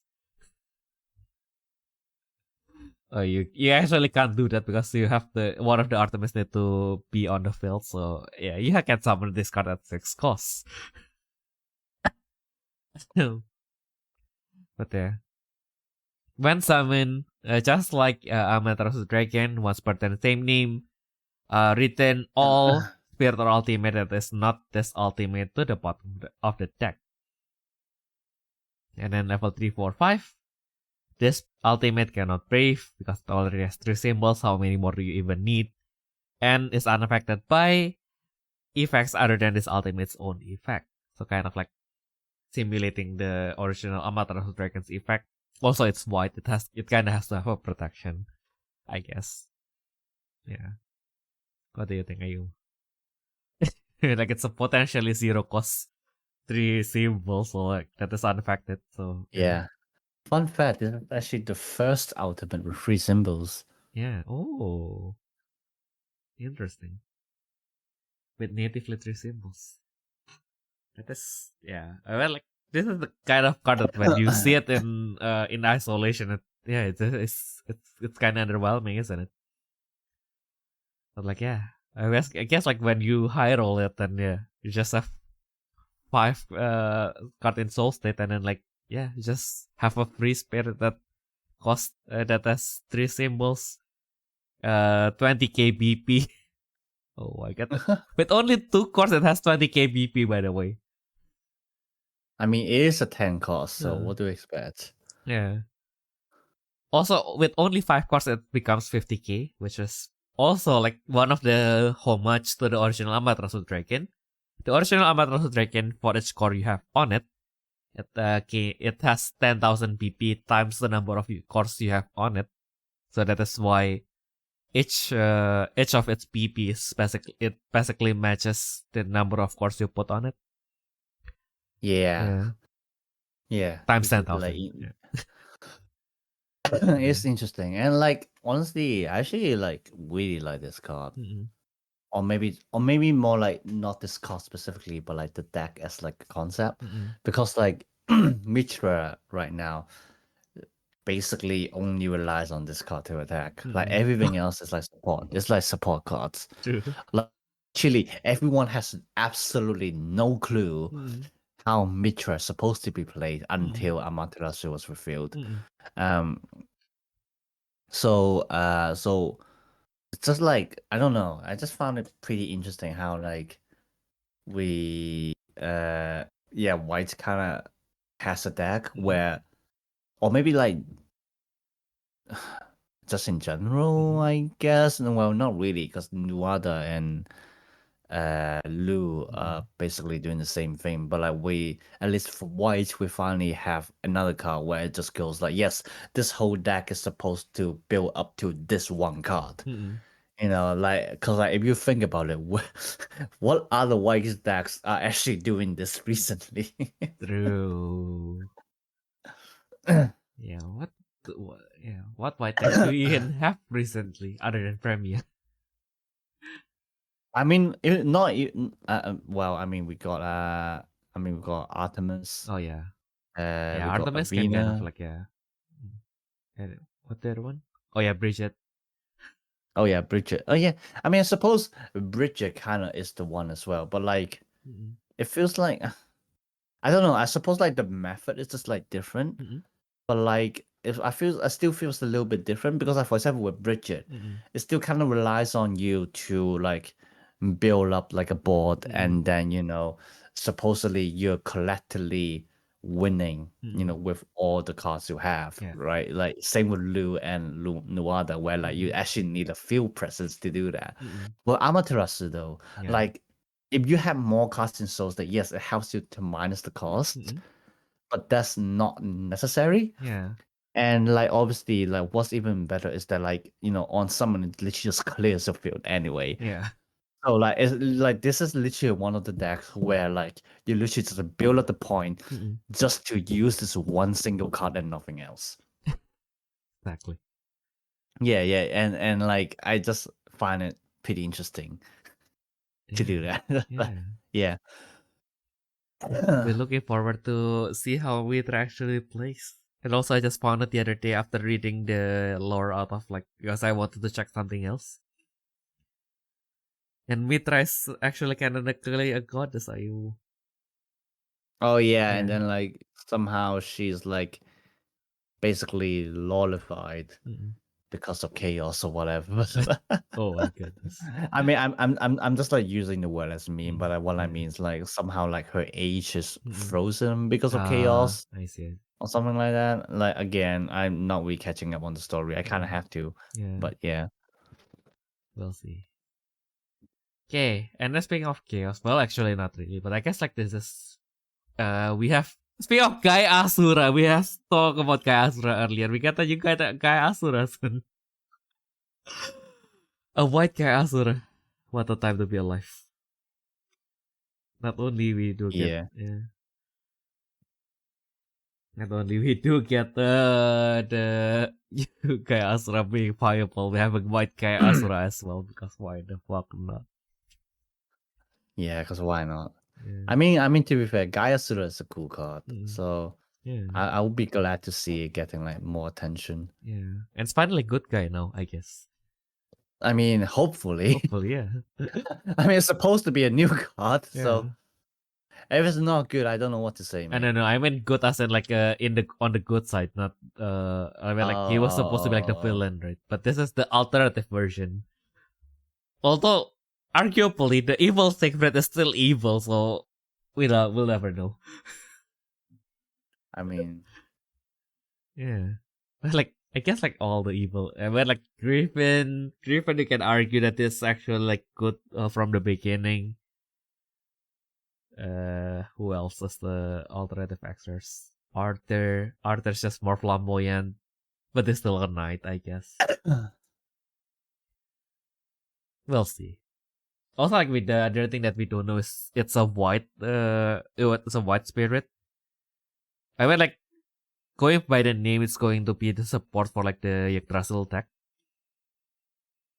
which is also pretty interesting because like Yuki basically got groomed by the Underworld King before Dan plays against the final boss. Mm-hmm. Like he was defeated by Gaia Asura basically. It's kind of, in a way, it's kind of ironic that now Gaia Asura is supporting his tech. I guess. I don't know. Is it ironic or is it this? Yeah. Okay, just to remind everyone, like the reason why, well, we call it the AX rarity, but in law, it's just like some weird spirits being spawned and like whatever. It's just like, I mean, again, I don't really remember that much, but it's something along the line where it's like, oh, there's like a time space distortion and anything like that. And then somehow these like historic and legendary spirits are being spawned in like different forms and everything like that. And like that's literally the whole reason. As usual. Yeah. Enough reason. Yeah. That's enough like it's literally just an excuse for them to actually release these spirits. And actually that's also the whole reason why Imagine exists in the first place. Because it's like, they open like the gates of Imagine Place and whatever, and then somehow Lolo was or was it Alex? I can't remember, but like one of them was like actively summoning Avriel down, and Avriel is like, ah, glad that you summoned me, ha ha ha. And then to let us some fun with Braves. Yay. I still remember like how she nonchalantly like brought like the Moonlight Demon God to Artemis. Yeah, this is your favorite, isn't it? Yeah, it's like here's a gift for you. Just casually giving an Imagine Brief. Yeah. And no, we're not bullshitting. This is literally how the law goes. Exactly. I had to remind you that the Imagine Brief, like the kanji for Imagine, is basically a magical god from another world. Yeah, something like that. Yeah. Exactly. And yeah, we have another promise Ninja Kill common that is pretty cracked because this card in your trash. When your Ninja Kill is attacking, so namely your either your Shishinobi or your what's that guy's name again? The cost 5 Quagga Slayer is attacking, it can return itself to the top of the deck. which sounds shit until you realize when it is summoned during this turn, all of your Ninja Kill gains when the spirit attacks, opposing burst cannot activate their effects. Burst effect cannot activate. And then if this spirit is summoned by from the deck, you retain all cards that is cost 3, 6, and 9. You banish cards that are cost 3, 6, and 9 from the opposing trash. Nice. Yeah. It's kind of, green card that recurs itself. Yeah, disgusting. Yeah, disgusting indeed. Yeah. Let's not look too much into it. It's also like it's the millipede, right? It's a millipede. It's a Yakude, so it's a centipede. No, it's a centipede. Yeah. Let's not look too much into it. Oh my god! Of course, after centipede, we have like the rotting flesh because why the fuck not? We have the Emperor Ultimate for Dionysus, the Nether Corpse Emperor Ultimate Gigasha. It has a manifest. If you have Dionysus, it has cost 7 and you have 7 counter or more. The summoning condition is simply if you have a Grandwalker contracted Dionysus. So yeah, unfortunately, if you don't play Dionysus, then you cannot play this card. Which is pretty neat because when it is summoned or destroyed,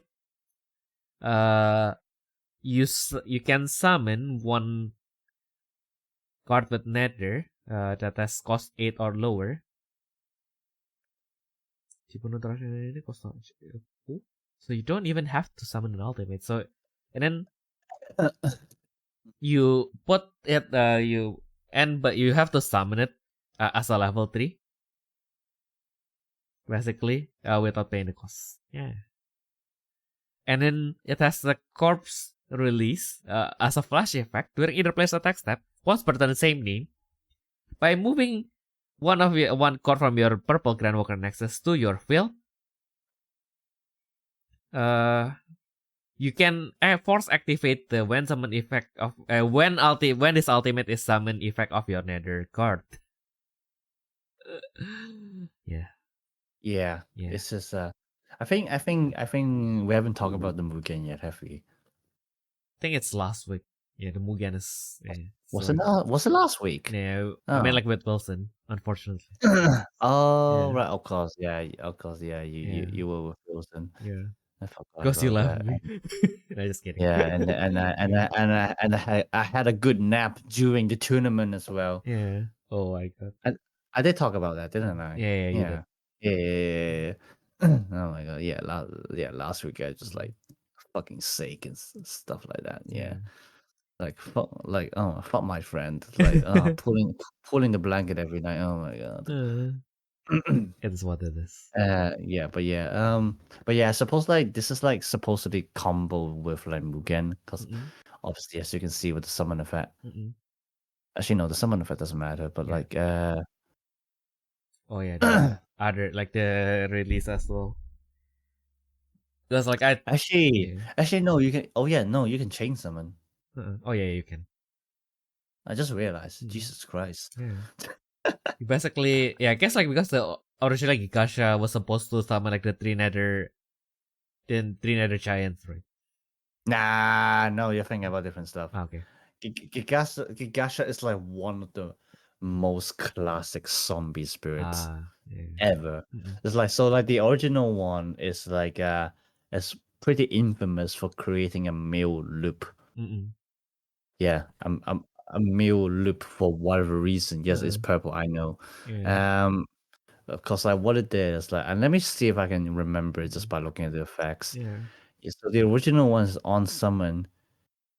You can summon up to 13 zombie family cards. Actually, no, not summon, but like return up to 13 family cards. Zombie family cards from your chest to hand. And then okay. So what they do is that because it's 8-3, but then it has the effect while there are 5 more zombie spirit cards in your trash, the spirit card in your hand becomes cost free. So you just need to set up 3 purple symbols, and then you need one of the blue nesses which says a Mewtwo when you summon a Spirit Crush. And then you have this magic card which says that all your spirits with no effects, basically vanilla spirits, gain Crush. Yep. So what you do is you just take all the zombie vanilla spirits, you play the magic card, every time you summon a vanilla zombie spirit, you Mewtwo. Then you send them all to the trash, summon a Gigasha, take them all back to hand, and you do it again, self-deplete the Gigasha as well. Then summon a second copy of Gigasha, retrieve the first copy along with the vanilla zombie spirits cards to hand. And you just do the loop. And yeah, it was pretty infamous back then, for like a short while, and then so like it like became like one of the signature purple spirits. But what was even more impressive is that it's only ultimate card. Well, not only now, because obviously now we got like the Dionysus version, but like it has like a previous ultimate card, which is literally just called the Corpse King Ultimate Gigasha. And so that was the first card that actually has the effect where it changes all your level 1 cost to 0. And like Dionysus originally probably like the inspiration came from this card anyway, which is also why right now they kind of like link in the back, because like, hey, Gigasha and Dionysus, you you see the reference there. Yeah. You know, that kind Goes way of thing. back. It goes Yeah, way yeah, back. yeah. It literally goes way back. Yeah. So it's kind of interesting how they do all the callbacks and everything like that. But yes, I didn't realize this could actually change someone, which is crazy. Yeah. Yeah, I think what's even funnier is that like back then you got like back then with the Dionysus, um uh give me a second. Oh no. It's it's like back then like some like there's like a Dionysus card which references zombie cards that are cost 7. Actually, not zombie, nether cards. They're like cost 7, 8, or 9. But the interesting fact is that there wasn't any cost 9 nether cards back then. And now we finally got one. But it's pointless anyway because that card literally only reference spirit cards. Yeah. So we still don't have a cost 9 spirit card. So it's like a cost 9 nether spirit card. So it's like it's just like funny how like somehow let's just randomly put like a cost 9 reference in there because like just in case, and then it doesn't never do anything about it. Exactly. But yeah, if you can combo this with Mugen, it's actually like really good, yeah. Because it's like what on summon double count trigger as well. Jesus Christ. Oh my god! So we are going to have the mail pack now. Yeah. So basically with Mugen, just to remind everyone, you can send at most 6 calls from the opposing field to the reserve, and if it's double hit, then during this turn, all your cost 6 or more ultimates gain fixed at 3 purple symbols. That's why not. Yeah, and it's like you gotta actually level 3 cost 以上のcall. Okay, yeah. Go to toilet Okay, first. okay, sure. Okay, yeah. Okay, we can continue. Okay. Now I was just like wondering because like the summon effect. I mean, to be fair, I kind of got a clear answer recently because they updated like the Q&As. So like basically recently we got Shield Debug LT, Oh yeah. which is like an interesting card by itself. Because it's like a 2-2 card. Well, a 2-2 brave that has high speed. Yeah. But if you remember the wordings of high speed, is that you must use the cards in reserve in order to summon the card. Okay. What it means is that if you cannot move any cards, like then you literally cannot activate high speed.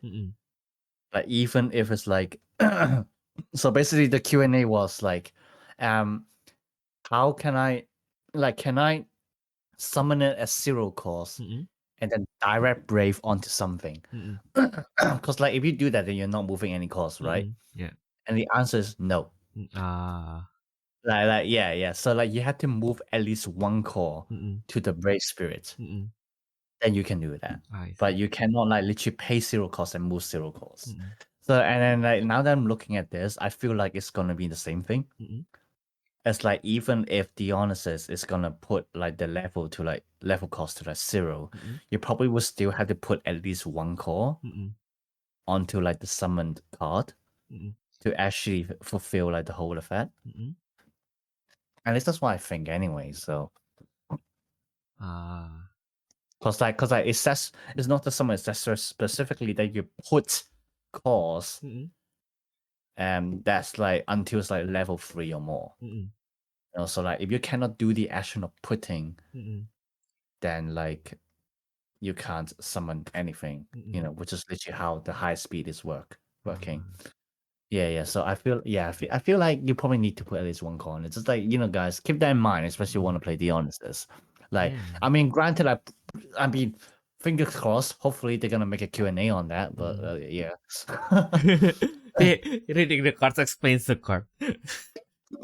How do you do like basic reading, basic Japanese? Because of course, if you can speak Japanese, if you can read Japanese, you can read the cards and spells and understand everything.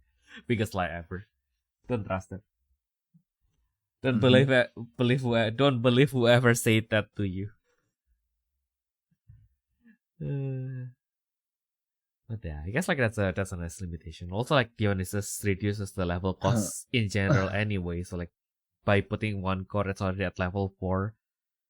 Good deal, I guess. Yeah. Fair enough, yeah. Okay. Is that a good deal? This is the next one. Good deal. It's a ceiling. Tenjo Dai Mandala. So it's a mandala on the ceiling. So yeah. So basically, We got mandala in Japanese. I'm just kidding. Oh no! Oh no! The PTSD is coming back. What PTSD is never matter. Yeah, but like that's the only thing I practice against.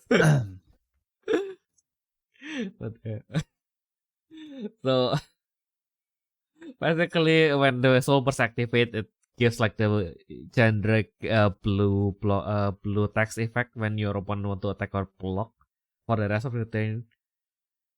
Which means if you somehow activate it twice, then you should be able to stack it.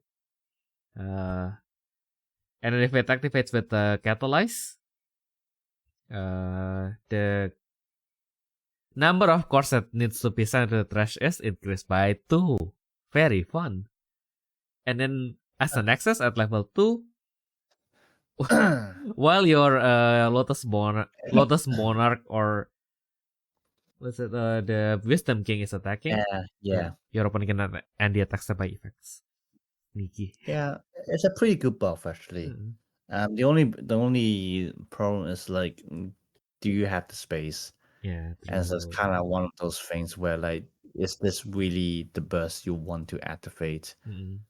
When you're attacking with Senju, because like, like most of the time, you probably want to activate Ajun. I think that's the name of the card. Arun. Yeah. Because like, locking their hands is like way better, especially since like I think Senju's already destroying spirits, isn't it? I can't remember. I mean, I know the old one did. I don't know if the new one does. I don't think the new one did. That's why Amamiya was like complaining about it. Let's see, Senju 10. Yeah, I think like I guess like you can kind of like remove like the Canon Temple and just like remove like the mill stuff and just focus on like killing your opponent Senju, I guess. I mean, yeah, a lot of decks doing that right now. Anyway, yeah. Okay, yeah. So the new one doesn't actually remove anything. Okay, okay. I can see why people might want to use this one then. Yeah. So it's like a pretty good addition. Yeah. It's just like a matter of like, wow, you're gonna make a choice now, kind of thing. Yeah. Yeah. That's kind of like connecting. So first you go Arun, and then you do a catalyze, open Arun, and then after that with the Wisdom King you summon Senju, and then Senju do the rest. Senju go do the rest. Maybe actually, now that you mention it, yeah, maybe I can see that. Yeah. Also, it's blue. I guess like it's also like the matter of like, okay, so you don't draw your Arun yet, but like you have this, you can still finish the game, kind of. I guess. Yeah, I can see it. It's just like another good addition. Yeah. Which then comes to like the age old problem, space wear. Yeah. Exactly. Well, that's the player's problem, not mine. Yeah, exactly. Hendra likes to think. Let him think. I don't. I don't. So I wouldn't. So that's why we go with the horse, because Uma Musume is hot right now. So yeah, you sword for Lu. So this one also like the interesting thing is it is not counted towards the maximum number of braves that you can brave to Lu. And then also when it is equipped to Lu during your turn, the effect of the effect of Spirit, Ultimate, or Nexus destroyed by your effects cannot not by you. By you. Cannot activate that effect. So even if you destroy it by battle, it still wouldn't activate, which is pretty exactly. Yeah. It's a Yeah, so sorry, go on. it's a contract spell, so which means very nice. You cannot remove it unless you got back the Lu and you have something to destroy the Brave afterwards. Yeah, and then it's really funny how like because with how Lu works, it's like the attack effect is practically like a global 7,000, and then also like no, they can't end the attack stat, which is like it's just like, oh my god, this is actually really good. Yeah. It's like it also means that how do I say this? It's like I wouldn't say an overkill because I would say like Lu can definitely find some use with this one. Like, because obviously like the main thing is that like excuse me. Yep. With this card, it means like you have kind of like another option with like in terms of like win condition. Like if your opponent is at 5 lives anyway, then I suppose it doesn't really matter. Cause like okay, so like the main reason why you want more braids on Liu is because with the conclusion, it just goes like, haha, now you have to and yeah, now they just like gain one more symbol. So Yeah. actually now the more no, because I misremember something. I thought life burns also depending on the braids, but no, that's Nuada. What am I talking about? True. Yeah. So yeah, I suppose like yeah, like everything gains more symbols, which I suppose is always nice. It means like kind of like you're closer with like the kill range. Like for example, like now you can just do like hit them for 1, and then you're basically after you manifest, you're forcing them to have a response because if not, they just die. Exactly. Yeah. Which I suppose like is definitely like a decent thing.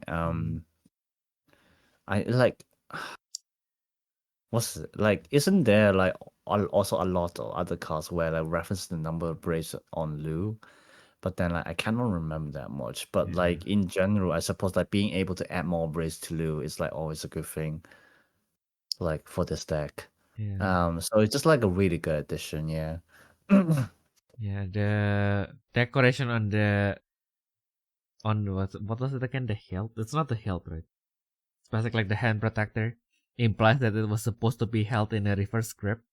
That's probably the only shit part about it. Reverse grip doesn't work. Lamau.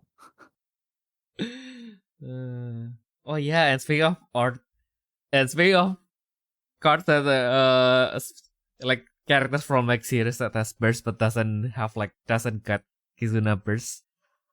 We have the OG of burst, the characters from the OG of burst, the Battle Spirit heroes, Hajime and Kimari, and they also don't have they didn't get Kizuna burst, which is a little bit why. I mean, they are getting some love this set as well, so I'm not gonna complain. I mean, some of the arts are also actually sick though. So no, right, and we'll be seeing some of them today as well. So yeah, Yippee. And then we have well, what the one we have that palm burst thingy now in Morrigan as well. Yay! Yeah. Yeah, basically I just like it because like you can when your opposing spiritual ultimate attacks, you can summon this card without paying the cost, and then you open the top 3 cards of your deck, and then activate the flash effect of all Prism Wing magic that you open with this effect. But of course, most of the Prism Wing magic are also spirits that summon themselves after they resolve their effect, so you can get a body to block or attack as well. Yay. So literally with 1 burst gaining 4 extra bodies max. Exactly. And also protect your spirits from getting depleted even better. Fuck Viscous. Yes. Fuck Viscous. Yeah, so so it's like this card is like just like actually really decent in general because like it really adds to the whole concept of Morrigan, because like with Morrigan, it's like you feel like it's supposed to be like a defensive deck, because obviously you got all the spirits that are also supposed to be magic cards. Mm-mm. But then like it's also pretty offensive because like once you use the magic cards, they become spirits and you can like start attacking with them. Mm-mm. Like they're not exactly reactive because like you can also do these things by yourself. But like Mm-mm. what it means, like it has like a really good balance between offense and defense. Mm-mm. And like this is one of those cards, but obviously this one's leaning towards defense Mm-mm. because it can reactivate itself like the Palm's Burst card, Mm-mm. Parancia, yeah. Yeah. Um Parandika, yeah. Parandika. run yeah, Yeah. but like nonetheless, it is what Morrigan wants Mm-mm. because like yeah, I mean obviously it's a little bit of a gacha, but like then again, if your deck is pure enough, which it should be anyway, then like you would at least have like 1 to 2 response from this burst. Mm-mm. And what it means is that like you manage to defend yourself while also building up the board, Mm-mm. which is literally the best thing you can get. Yeah. Like in this card game, being defensive while building up the board, and then just smack them. Exactly. Not to mention, Arthur can pierce any spirit's protection. So yeah. Yeah, so if you can roll Alpha out, Mm-hmm. yeah, that'll be perfect. That would be And then nice. obviously don't forget like Germanized 15 is a thing Mm-mm. as well. Oh yeah. So Even better. yeah, actually, Mm-mm. no. Now that I mention it, let me double check Germanized Mm-mm. 15.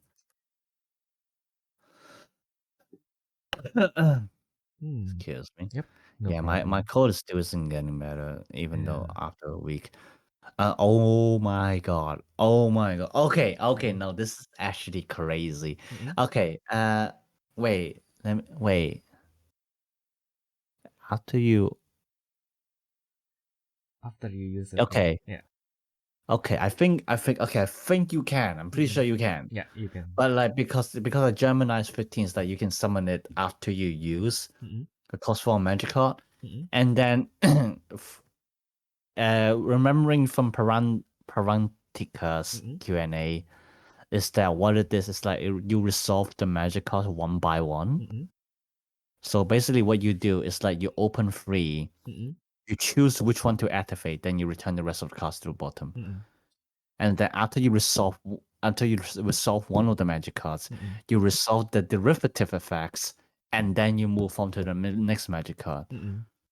So what it means is that after you resolve the first prison wing, you summon it, and because obviously you use a magic card, Mm-mm. so you can summon Gemini's 15 from hand, Mm-mm. and then you use the second magic card, and then you summon that card, and because you summon something, with Gemini's 50, it means you can roll a card from the deck top and then summon it without paying the cost or add to hand. So that's why the Gemini's is sold out. I did Gemini's. Yeah. Well, I mean, like, I want to collect the yellow collection anyway, but yeah. Yeah. Yeah. Now I So really that's want the Gemini's. yeah. So like yeah. If my logic is right, Mm-mm. then like this is literally what you can do. Yeah. Damn. Very nice indeed. It's Yeah, very which is really satisfying. funny to think about. Yeah. And her name is Moo, by the way. Moo. Yeah. Yeah. Oh yeah. That part Moo. is just really funny Yeah. as well because obviously we already have Mu as Like the diva. like the diva. Yeah. So we can't really put it as W again. So my friend, basically my editor, literally just went ahead and just put it as MOO. Yeah, Moo. Cause it's supposed to come from like moon, right? Because like this is Yeah. supposed to be the moon. Yeah, the moon shows. What the hell is that stone actually? Seiki, yeah. Seki, yeah. Let's see. Yeah, I do want to know what it's called in English. Let's see. It's literally just called the moonstone. Oh yeah, yeah, of course. Why Which is we are thinking too hard about that. yeah, Like we're we thinking too literally have a hard. moonstone, yeah. Yeah, we literally have a moonstone. Well, now where's my Clefairy? Oh no. Yeah. The Clefairy is going to evolve. Just like Alex finally getting her winner version, because why not? yeah, this is just so basically if you join the Battlers Cup during November and December, if you win, you get the winner version of Grand Walker Alex Lolo. If you get into the top 8, you get the unrevived version of Yatagarai, because as we established, most of the Ninja Gale cards are still cracked to this day. So like yeah, that's a Nintendo revival. And then the promo is the Kai version. The only shit thing, we should have continued with Toa while we have the ball rolling. What was it again? Is that? Oh my god, that I think like that's the. Oh yeah, that is the. I remember this magic because one of my Japanese friend, Yuru, he really likes this magic. The one that. Oh yeah, I used to use it in my hero stack as well. Yeah. Basically, you exhaust 2 spirit and then you add 2 cards from the void to the reserve. Yeah, it's actually cracked. It's low key actually cracked. Yeah. Like I don't know. I actually don't know why they reprint this card though. It's really funny. Oh yeah. I mean, I suppose it's for Kanetsugu. Oh yeah, that's like yeah, his new like the new Ninja Gale cards. They have like this thing called like the War Catalyze. Yeah. Yeah, which only works with green cards, by the way. So like that's why I guess we need to add more green cards. Yeah, but like it's oh right, I didn't realize that.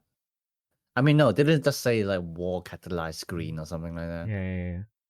Oh, okay. So technically it can be for something else, but right now it's only for green. Okay. At least like the lower cost cards. Maybe like the higher cost cards. We'll later have like the all color.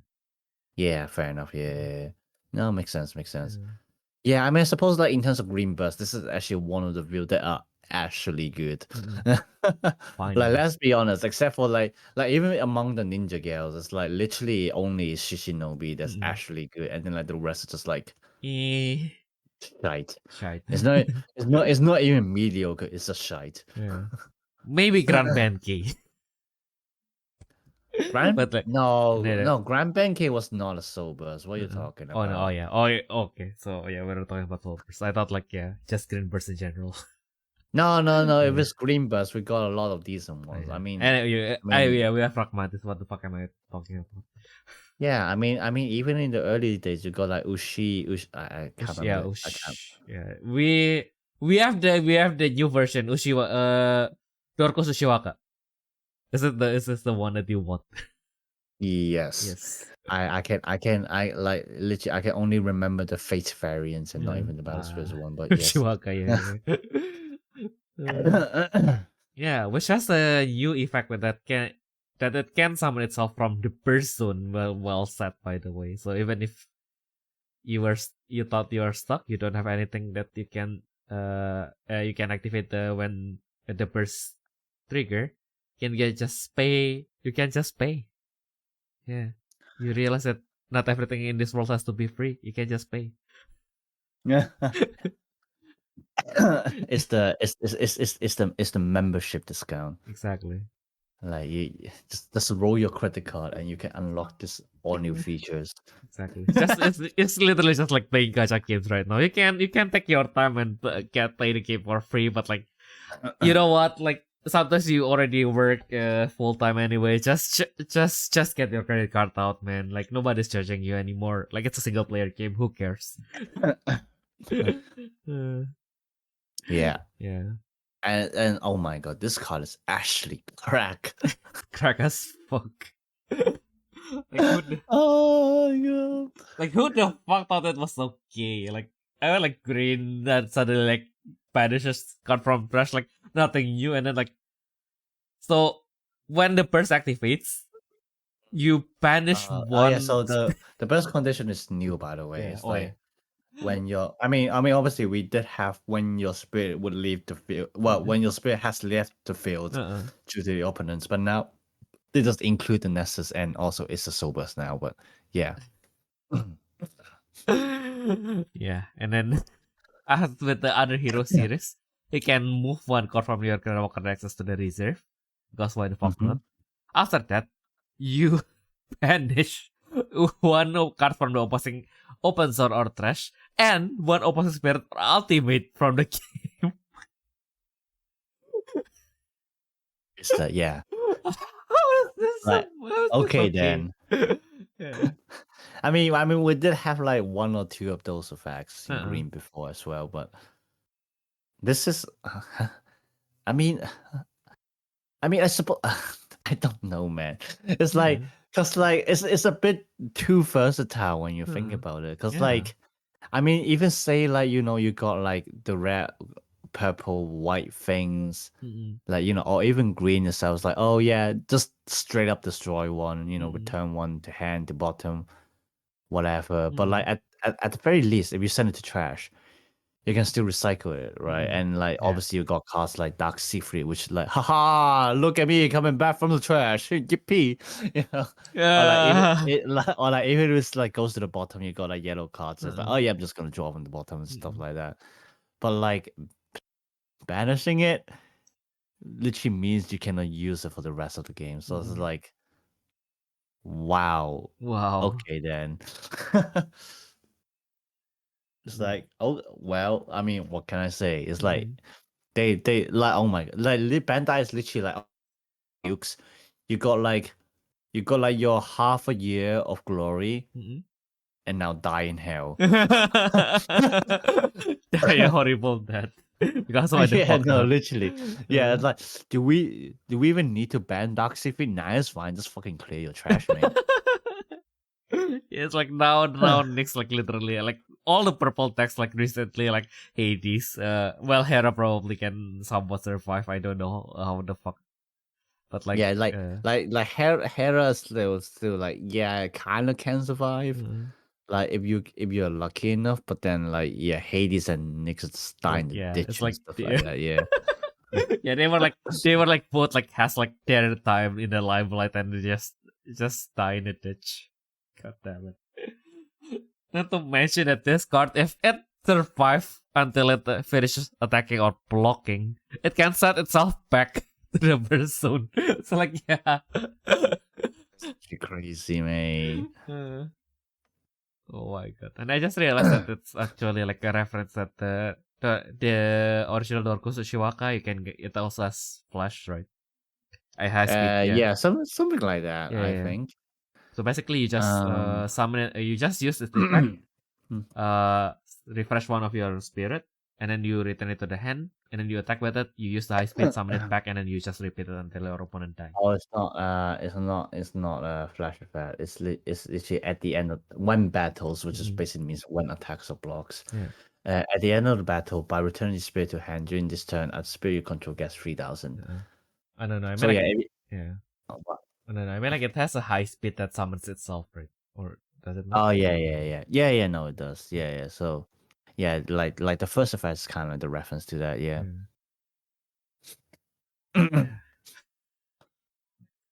Also, it's only 5 cost, by the way. So like, this is like, yeah. I mean, like, when push comes to shove, we can just like, yeah, just summon it, return it to hand, summon it, return it to hand, summon it, return it to hand. Yeah, you can basically just suddenly you break and then like you draw one Dorku Ushiwaka and then like, okay, like I mean, like I have like 2-3 green symbol on my field and I have like 8 cores. Then you can attack like 1, 2, 3, 4, 5. Yeah, you have enough. Oh my god. Don't forget, Suyo, they gave it Ninja Gale now. Oh my god, the fuck no. Yeah, it's even worse. And then now, like, okay, like you can block with something, and then like now Ninja Gale all the small Ninja Gale has more catalyzed because why the fuck not? Oh my god. Yeah, let's just give a swarm deck even more removals, because why the heck not? Exactly. Like, this is what I mean. It's like I wouldn't say like they gave up the game, but just like more like, there's just like, you know what, we're making standard anyway, and we even express ourselves that we literally cannot think of any more new ideas for like the Eternal format. So you know what? Fuck this shit. Here's everything. Yeah, I mean, like you know, like Eternal only has like 2 booster per year anyway, so like I guess, yeah. you can have like a half year to deal with it anyway. Yeah, it's like here's hell for you to deal with before you get like your half yearly booster. Finally, I have to support after 3 years. Because like what we don't need now, more done, because why the fuck not? So what do you say? No, we have more done now. Oh my god. Which core shares from all paired with LT, by the way. Because why not? Yeah. Yeah, and why is Kaya sort of broken? Because during your main step, he has a contract skill 3. Increase your counter by 3. And then you summon one card with astral deity from your hand. or a devotee brave from your hand, treating as if all the reduction symbol has been fulfilled. Yeah. So guys, rest got 10 cost with 6 reduction. Yes, but also if you can deploy the next, it's exclusive Nexus, it becomes a cost 6. Yeah, 6 minus 6 is 0. I mean, to be fair, if you want to say it that way, then like, say like you only have Dan on the field, then you still have to pay 4 costs for the Nessus, so it doesn't really matter at the end. But like the point being is that you can literally finish the turn by turn 2 now. Yeah. Because like what it means is finish the game by turn 2 now, yeah. So what it means is that like obviously first turn play down. Like you can do this going first turn play down. Second turn, you got 5 costs, right? Do the contrast skill. Yeah. Pay for summon Gaiasura. And then start the attack step. Return those 4 costs to Gaiasura. And then swing. And then rebirth. Because like you used to have a red card in your trash anyway because you just did a call charge for Dan. And then flip Gaiasura. Remember, Gaiasura has 5 calls on it right now. Then do Phantom Awaken, move 1 call from the counter area to Gaiasura, becomes level 3, refresh 2 symbols. I just realized that I forget why is it broken, and I just block like the level 2 contract fell from my mind, and I just realized that you can return your course to any of your Actually, no way. Oh no, it's Apollo LT. Never mind. Granted, if you get Bladra, it still works. Oh yeah. if you get Bladra LT, it still works. Yeah. Yeah. Well, yeah. Everything. Actually, you need Bladra LT. But like, if you have Bladra LT, then like, no matter which way you're going, you can literally end the game in 2 turns. That's why I'm telling you. Like the cost 0, like Bladra is just fucking crack at this point. It's like the most crack cost 0 you have in this game. It's even more crack than the only white cost 0, literally.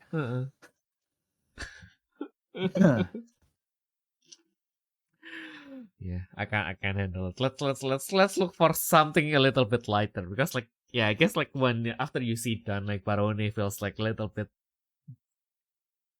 way more balanced.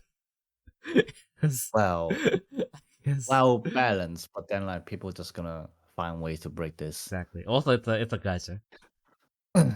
Yeah, like we always said, like like it's a gacha, it's random, and then your opponent will just casually like, yep, strike boom, Leo XV, because like why the fuck not? Yeah, and then like I'm pretty sure like if you really want to, you have cost like a stack to deck top, right? Yeah, I think. Oh wait a second. Back to Dan for a second. We're not done with Dan. I want to be done with Dan. No, because Dan also has the other effect, which is not the summoning a red astral deity card. It can also summon a brave card in devotee. What do they have? Manaki Cat. Oh my god. So if you have Manaki Cat, you can literally summon any green or white card for 1 cost. In turn 2. Make it fucking stop. In turn 2.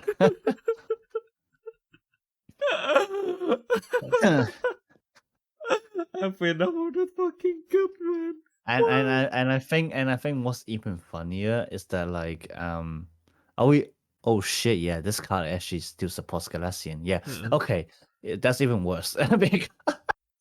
Because like I mean people doing this for Galatian down right now already, but like you still remember this crack card called Grand Sagitto Nova? Oh yeah, 3. Oh my god. So what you can do is that by turn 2, summon Monarchy Cat by paying 1 cost. Then summon Grand Sagitto Nova with no cost. Brave it, because the brave condition of Monarchy Cat is literally just Galatian and no other conditions. And then with Monarchy Cat on attack effect, if it's brave to a Galatian spirit, it gains a green symbol. And also for each symbol, the spirit has heavy exhaust and hosting spirit. Oh, you got a blocker? Too bad, I'm heavy exhausting 3 of your spirits. And now I'm refreshing it with Grand Sagitto Nova as well. Smack, 3 symbols times 2.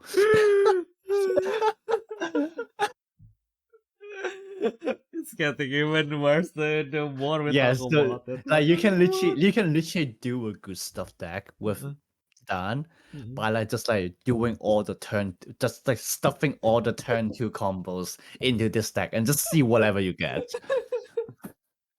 Oh, you got Monarchy? You got Monarchy Cat plus like Gaiasura? You know what? That's fine.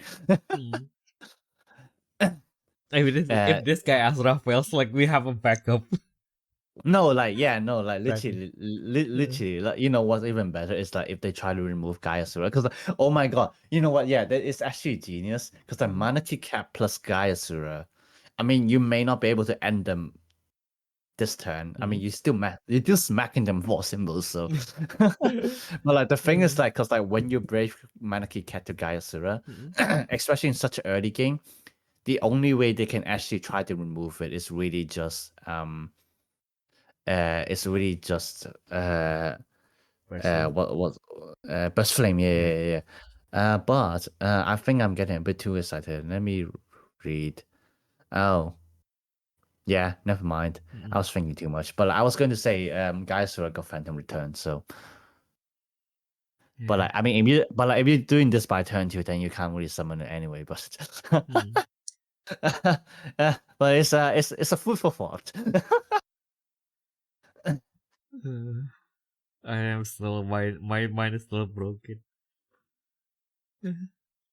Yeah, it's this card is crap. Like that's why people saying, "Oh my!" Like when you can make Gaiasura good, you know this card is fucking crap, mate. Unintentionally supporting his arch nemesis, because why the fuck not? I mean, at this point, are they really arch nemesis? I mean, you literally got Dan just drinking the same cup of tea with the other World King. True. Like no, like I mean, you can literally just like summarize the whole thing with Gallus. It's just like Otherworld King just sipping his tea. It's like, you seen this shit, mate? And then Dan's like, yeah. Yeah. Oh my goodness. I got. Let's move on. Yeah, also like I feel like it's the contract for level 2 is pretty simple, but like wait. Oh my god. Yeah, I see camera like white and is broken. Like Barone, you have to activate this basically you have to have like at least like 2-3 copies, then you can, or you just activate the contract skill like 3 times, then you can activate this contract skill, the contract field. But then you activate this contract skill once and everything is online. What the fuck is this inequality, man? Yeah, so quality control, am I right? Exactly. You gacha one, was it Astral Deity or Astral Soul? You cannot summon Leo XP directly, you still have to do mana kick out and then summon Leo XP. I mean, it's fine. Like Balone, the whole deck is white anyway. Monarchy Cat is going in there no matter what. Exactly. Oh my God. Yeah, because I mean, to be fair, depending on what you're using, you technically only have to activate the contrast skill twice, right? Because like, you really just have to get another effect to gain that one counter, and like that's it. Yeah. So like honestly, it's not that hard to do. True. Also, like you lose nothing by activating the. Oh, it's also a flash effect at any timing, by the way, so you can activate it during your main step. Yeah. Does it delete when some effect, and it can be with any multicolor white as well, so you can summon Ragnarok. Well, not Ragnarok. Yeah, I was like, yes, I got to mind broken that I did not read like the family requirement, but yeah, get my point. Yeah. I don't know. I did something. I think they did it before. I was looking at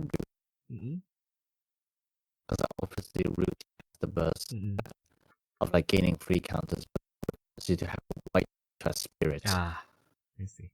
Yeah, but I was actually looking at her for the second because with Ruti, it's like the on attacker block is that you open free, switch any white only card, spirit cards with your hand, and the deck, and then you can put the cards back to the top. It's to the top or bottom, so you can literally stack your top and then activate the contrast skill. Yeah, so that's another thing that you can do. Yeah. Or like another card that you can actually use, because like actually with white cards there are like very limited choices that can stack your deck top. And when I say limited, there are literally only 2 of them. And the other card is called Gatling Horse, which is supposed to be a support for what's that cowboy contract called? Frick. Yeah. Because it says like on summon. I mean, to be fair, I said like you need summon to +1 counter. This might be the exact card that you want. So like on summon +1 counter, then you can open 3 cards from the deck top and then switch the cards in your hand with any cards with reload or quick draw. Well, fast draw. Fast draw, quick draw, I can't remember the exact keyword. Get what I mean? Yeah. Card, and then returning any remaining cards to the deck top, so you can literally stack the top again. Exactly. And it's like on some, yeah, and it's literally on summon effect as well. So like you can like just do in the main step, and it +1 counters as well. Literally what Baron wants. So it's like like to be fair, yeah. Like if you're planning to play Battle.net, you might want to pick these up. I think. I feel like cause like I feel like I don't know. I don't think Bandai will actually give anything for Battle.net to stack the top. Like I feel like they're just gonna put it as like a gacha. Yeah. You have to take matters into your own hands. Put in the horse. Yeah, I mean, if you really insist, there are also obviously a lot of like the yellow cards that can do the stack top. But do you really want to pay 5 costs for that? I don't think so. I don't think it's worth it. No, it's not. Yeah. And also, what else is not worth it? Adding more Sigmar Nova to the game, making it evil, just like the what is it again? Infernal Dragon. Infernal King Dragon, the one in the purple one in Saga. The one that is supposed to be Sigworm's corpse revived by Curse Dragon. Yeah. Infernal King Curse Dragon, yes. Yeah. So now we have a second evil Sigworm because now this Sigworm second evil Sigworm because the Sigworm is supposed to serve chaos. Yeah. But it's blue. It's blue. It's steel though. It's don't know. I don't like the shade. I'm being racist against steel colored dragon now. Like blue colored dragon, cool. Steel colored dragon, ew. Damn, that's crazy. Yeah. No, right. You know what else is crazy? We have a 6 colored dragon now, because why the fuck not? We have the blazing soul dragon, which has a soul burst, of course, that activates after your opponent finishes their when summon or when deploy effect of their spirit or nexus. You draw 2, summon this card to pay the cost, and then during this turn, when your Rekka spirit becomes target of opposing effects, by discarding 1 card from your hand, those targets are unaffected by said effect. When it attacks, it can target attack 2 opposing spirits, and then during your attack step, level 2, 3, 4, when your soul dragon destroy opposing spirit or ultimate, this refresh 1 of your spirit during this refresh that particular soul dragon. Okay. So no Shibuno spirit, yeah. So the refresh that particular soul dragon, and then during this turn it gains 1 extra symbol. Yeah. It's actually really decent. I mean, not much to say about it. I guess also space bear. You can argue space bear, but also it's a draw tool. So I guess you can sacrifice one of the swords. I guess. Yeah, no, yeah, it's actually like a really good, ironically early game card. Cause right now, I've been really using Rekka for a while actually, and from what I know is that, Rekka right now is basically if you need Burning Soul Dragon for defense and also for offense. And the problem is if they remove your Soul Dragon, then you're forced to delay another turn. Which it's not hard to do so, especially if you can loop it, which you can, especially with Fisten. So it's at the end, the main problem, I would say, to be fair, the end game is pretty solid. You just end with Burning Soul Dragon. If you can't do that, just do it again, kind of thing.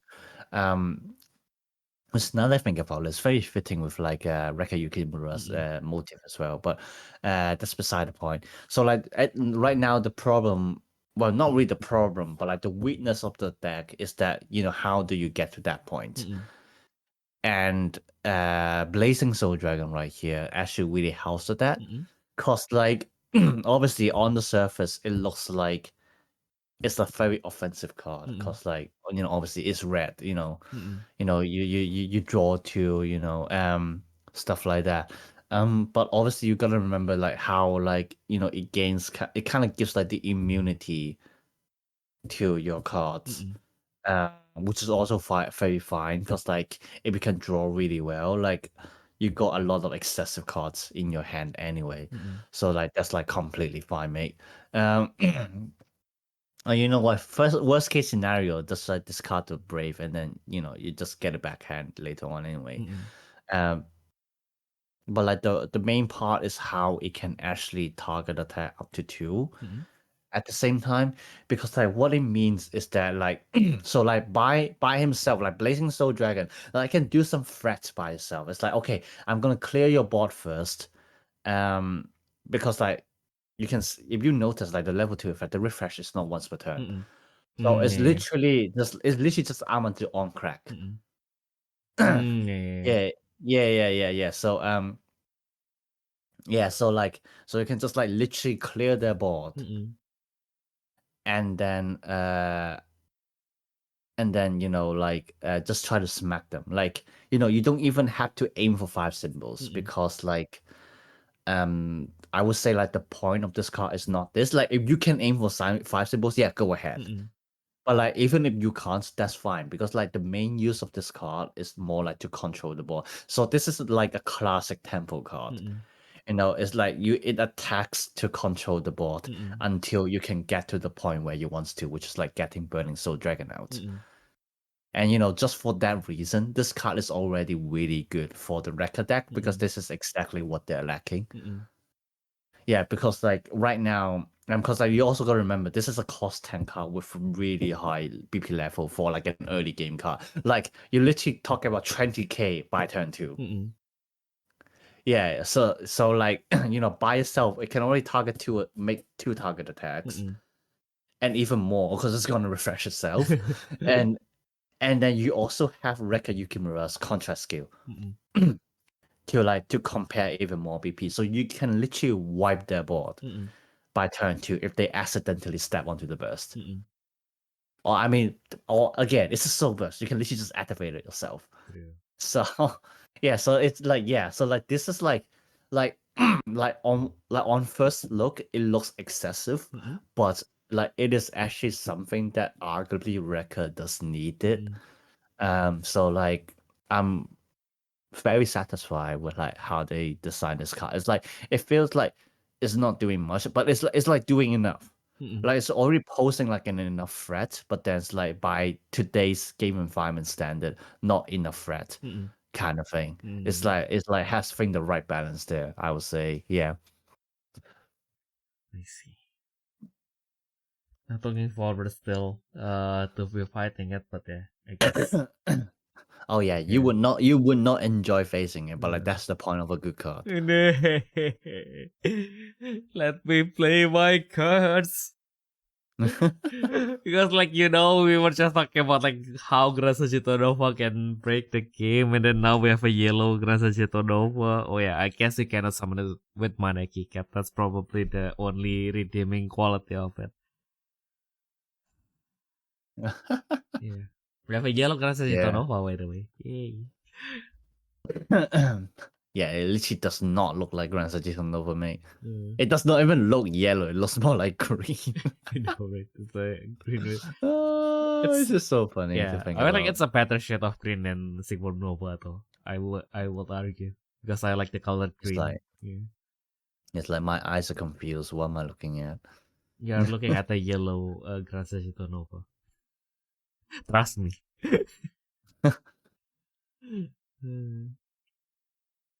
And then of course we have done with Barone. We have the last promise Grand Walk Contractor Nexus in the set of Resonating Stars, which is Shinomiya Mai, which of course she's also treated as Yole Mai because why not?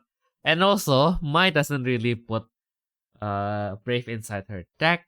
Why? Because the deck that she uses is basically based on Dan's deck from Gekiha Dan. And it is the deck that eventually become the family that we ironically love. Superstar. Never I thought I would utter that name again in my life. But here we are. Also, she is purple, but her court charge is from Superstar and Astral Dragon. One of them is not a purple color, but like I guess like we have a lot of like purple Astral Dragon, so here we are. I feel like it's supposed to support Astral Dragon, but then you got some Superstar cards that are not Astral Dragon, like Grand Nova. Who the fuck thought that it's supposed to be like Superstar and Galaxian? So that's why they put it that way. I mean, it's still pretty obvious that it's designed for Superstar because you don't really have a purple Astral Dragon deck anyway. So yeah. It's like I mean, oh how sweet, call charging for Bashin Danen. That's just that's like you would want to bring like the Kizuna Bashindan anyway, so yeah, true, yeah. And they're like the oh my god, people are saying, oh, I wonder if they're gonna revive the Kizuna Bashindan. Oh, I hope fucking not. Same. I haven't enough like dealing with the original Kizuna done.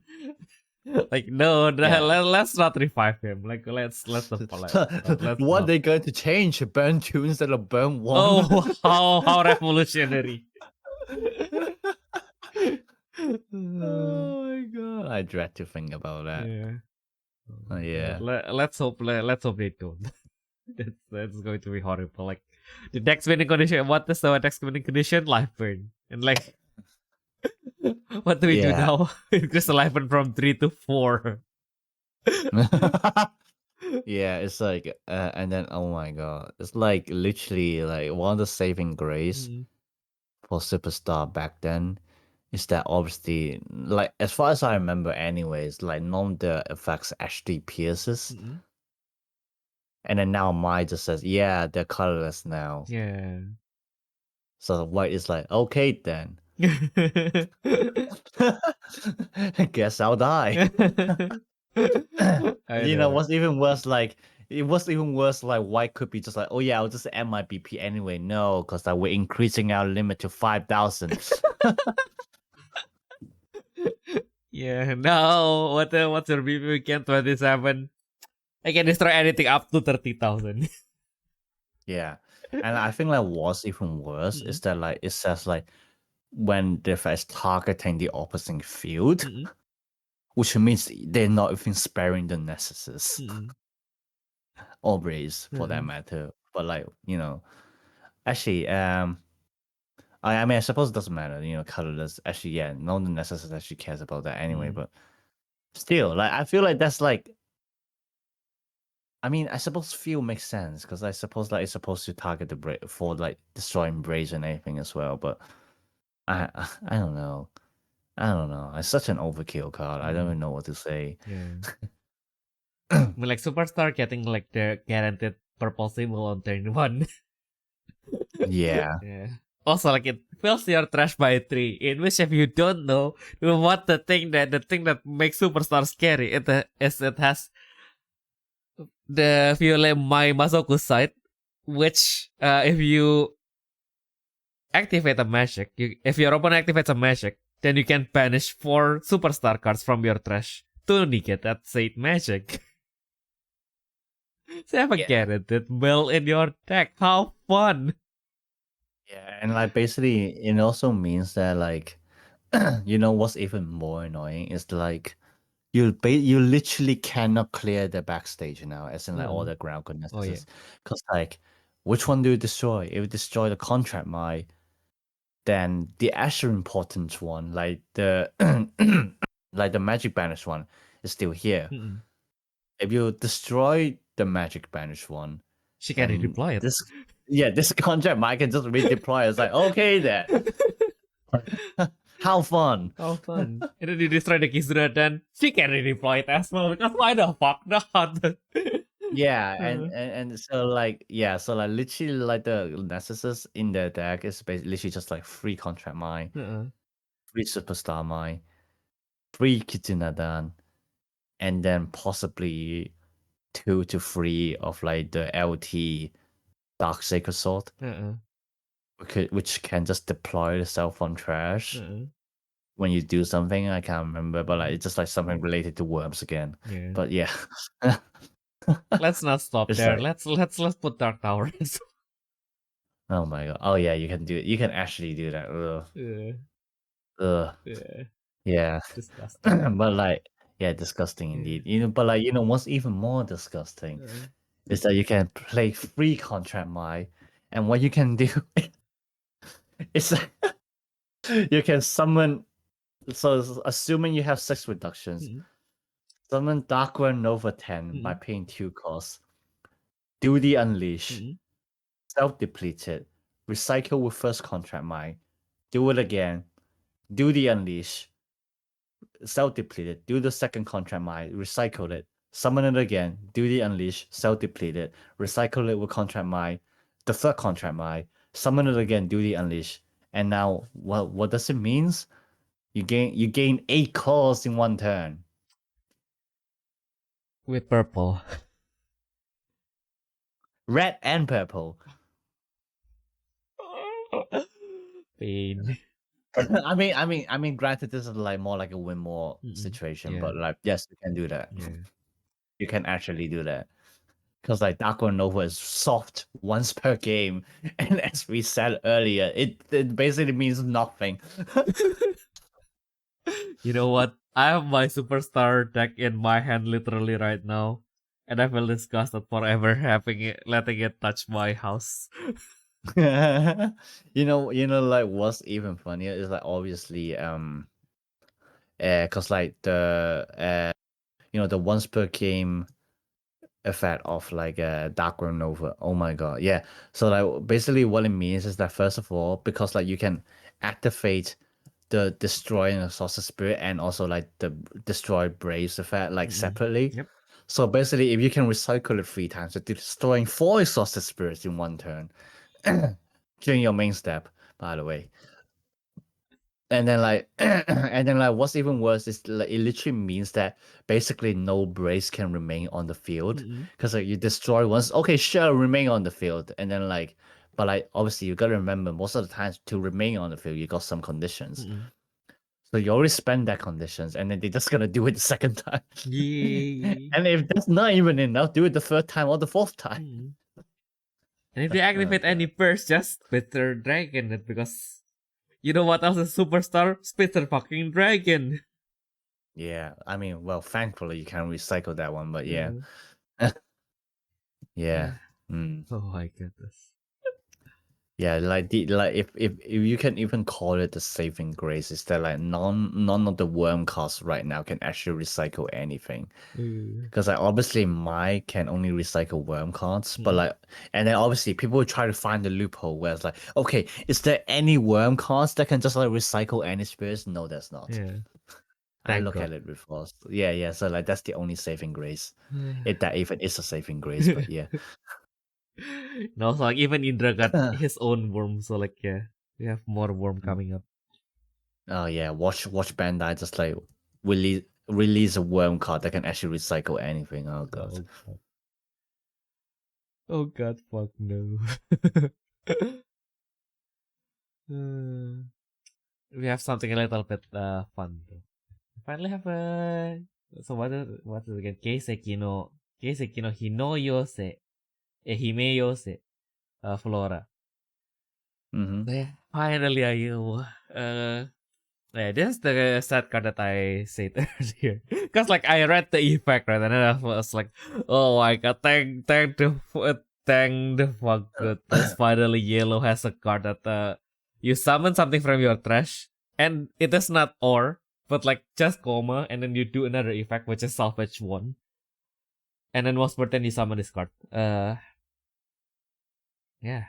I really like it, and then I realized what environment we are playing in, and then I was like, oh my god, what can I even summon with this card? Yeah, it's like trash. What trash? Yeah, exactly.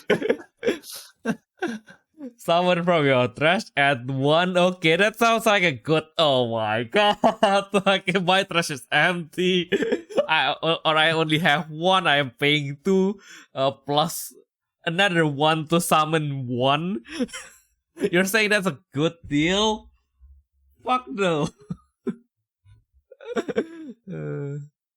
But is it still a good card regardless? Yeah. Finally something to play in a mid game. Yeah. I really needed this. Just really unfortunate that it comes in the meta where it's like your treasures doesn't exist. Yeah. Your trash has no rights. Exactly. I also yeah, probably I'll play 2 though. Maybe not 3. 2, I think 3 is a little bit over. No, 3 is enough, yeah. And 3 is too much, yeah. 3 is too much, yeah. Yeah, just 2 is enough, yeah. Or maybe another deck you can actually loop it, by the way. If you have like the if you have pseudo loop it, yeah. No. Yeah, I guess so. Because like because it's like summoning is once per game. Well, once per game, once per turn. So. Oh no. So wait, you can actually loop it. Oh yeah, you can actually loop it. So basically, if you have a Pantheon, all of your magic in your hand gains 2 more reduction. So the setup is really complicated, of course, but like yeah, it's something that you can do. Not something that you must do. It's just something interesting to be thinking about. Maybe you can build something on top of it. I don't know. I mean, yeah, but Yeah. Depending on, I mean, depending on what you need, like it's like even if like just doing it like once or twice more, it's actually still a really good option. Cause like what it means is that you can literally like it's like one of those things like if you have enough money, then you can force through it. You know, it's that like if you have enough course, just loop it until you can flip your Mega Grandstone. Yeah, exactly. And then that's like what, 2 symbols unblockable smack. Yeah, so basically what you no. So even what you can do is if you have the Pantheon, since she has a cost 0 in your hand right now, well 6 cost 6 reduction. So just play her until it opens. You deplete the Grandstone and then you use the current copy in your hand to deploy the Mega Grandstone and return the second Flora to your hand. And then you just repeat it until you have infinite cores in your trash. Yeah. I mean, I get it, yeah. But like actually let me double check something. Pantheon LT. What are you? Yeah, like when you you're can do summoning it with the spirit original Pantheon, by the way.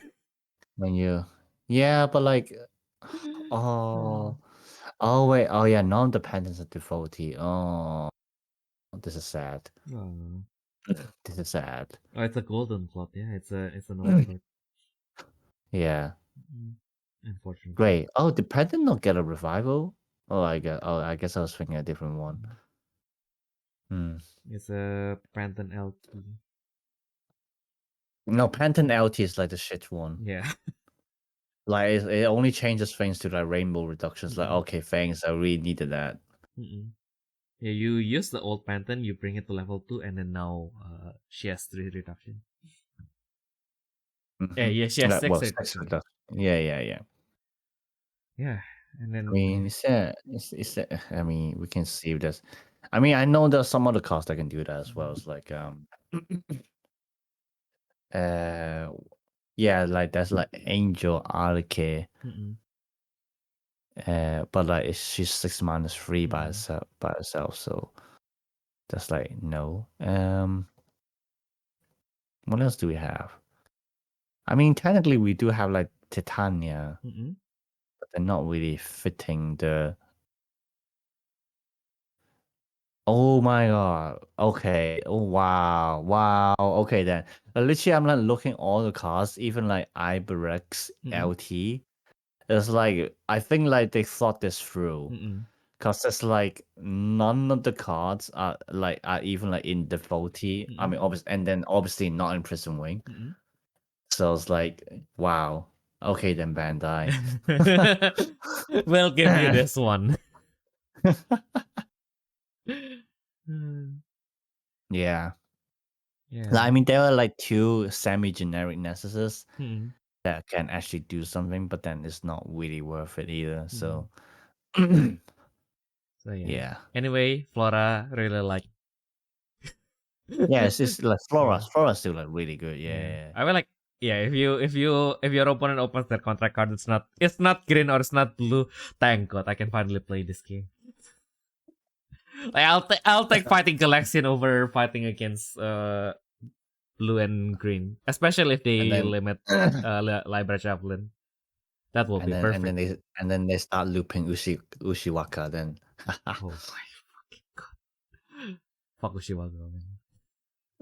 at least I have like they give us stuff to like return Ushiwaka to the bottom, so at least we can minimize the damage, I guess.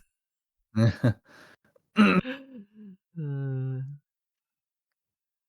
then we have Silent Lock LT. It's just interesting because it is an age of like the power creep that Ayumu said earlier. Because it is very strict, so you have to add a core to an astral deity Grandwalker Nexus. So this contractor Nexus. So this only works with Barone and Dan specifically. Wait, did mine not work actually? I didn't even realize. Yeah, so you have to do that. Scroll back a little bit. Which one? Well, I mean, like no. I mean, I want to check the contract. Oh wait. Oh, okay. Oh, so this is. Oh, I didn't even realize the astral deity. Yeah. Deity. It's my one. I don't think mine is. It's mine not. Is it not? Show me. Oh yeah. She's okay. a superstar. Super idol the sorrow. I don't know why when you say Mai's a superstar, it's like yeah, hell yeah, she is. Oh yeah, she definitely is. She's the diva. I wouldn't be surprised if like one of like the surprise new producer is just Mai. Say again? Yeah, if like in memorial quote suddenly, yeah, we have a new producer Grand Walker Nexus, and it's just Mai, Shinobi Mai. It's like, oh, yeah, they totally didn't see that coming. Yeah. And then yeah, I even forgot to mention that Flora on level 2 can also use her flash effect as well. Yeah, this card is actually cracky. You managed to use it. Exactly. Which is why, like, as long yeah, my opponent doesn't open blue or blue or green, yeah, I can finally play this game. What? I can actually play this game? Oh. Thank God, I can finally play this game after like I like already like X4. I was like, oh my God, I want to go home. I wanted just to go outside and eat like a noodle or something. Man, that's literally me in Pokemon. It's like, I'm finally done facing all the God of War and Dragapult, and then this guy just opened Mega Bombers and I was like, oh, easy win.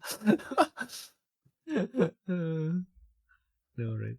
Which will be Yeah, but like I think it's different with Battle Spirits though. It's because like it's like they have so many specific things that like even if you go down to like the lower table, like you would sometimes just see something so random that it somehow just counters your deck fully for no fucking reason. Exactly. And then you just lose either way. Yeah, I can already see it, right? Like next year I'll be going home for the Eternal Championship. Like then round 1, I'll be facing Hendra. He's going to use Yamato Takeru, possibly something possible. And then like, okay, I lost. That's fine. Like it's a bad matchup. Like whatever.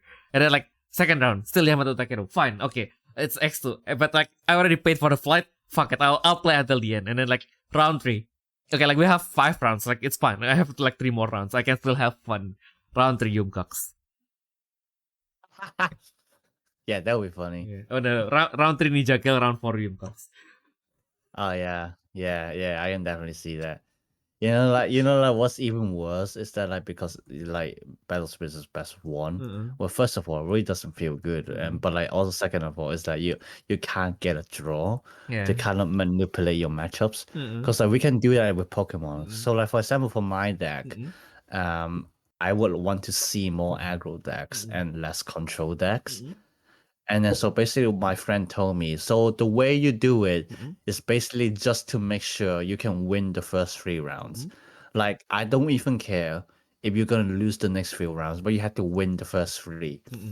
And the reason, like he even told me, if you cannot win, lose.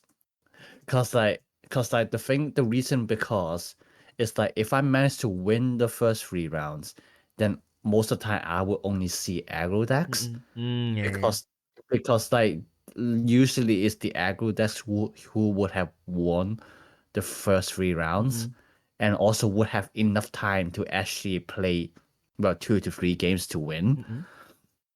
And like even if I lose, it's like kind of the same concept.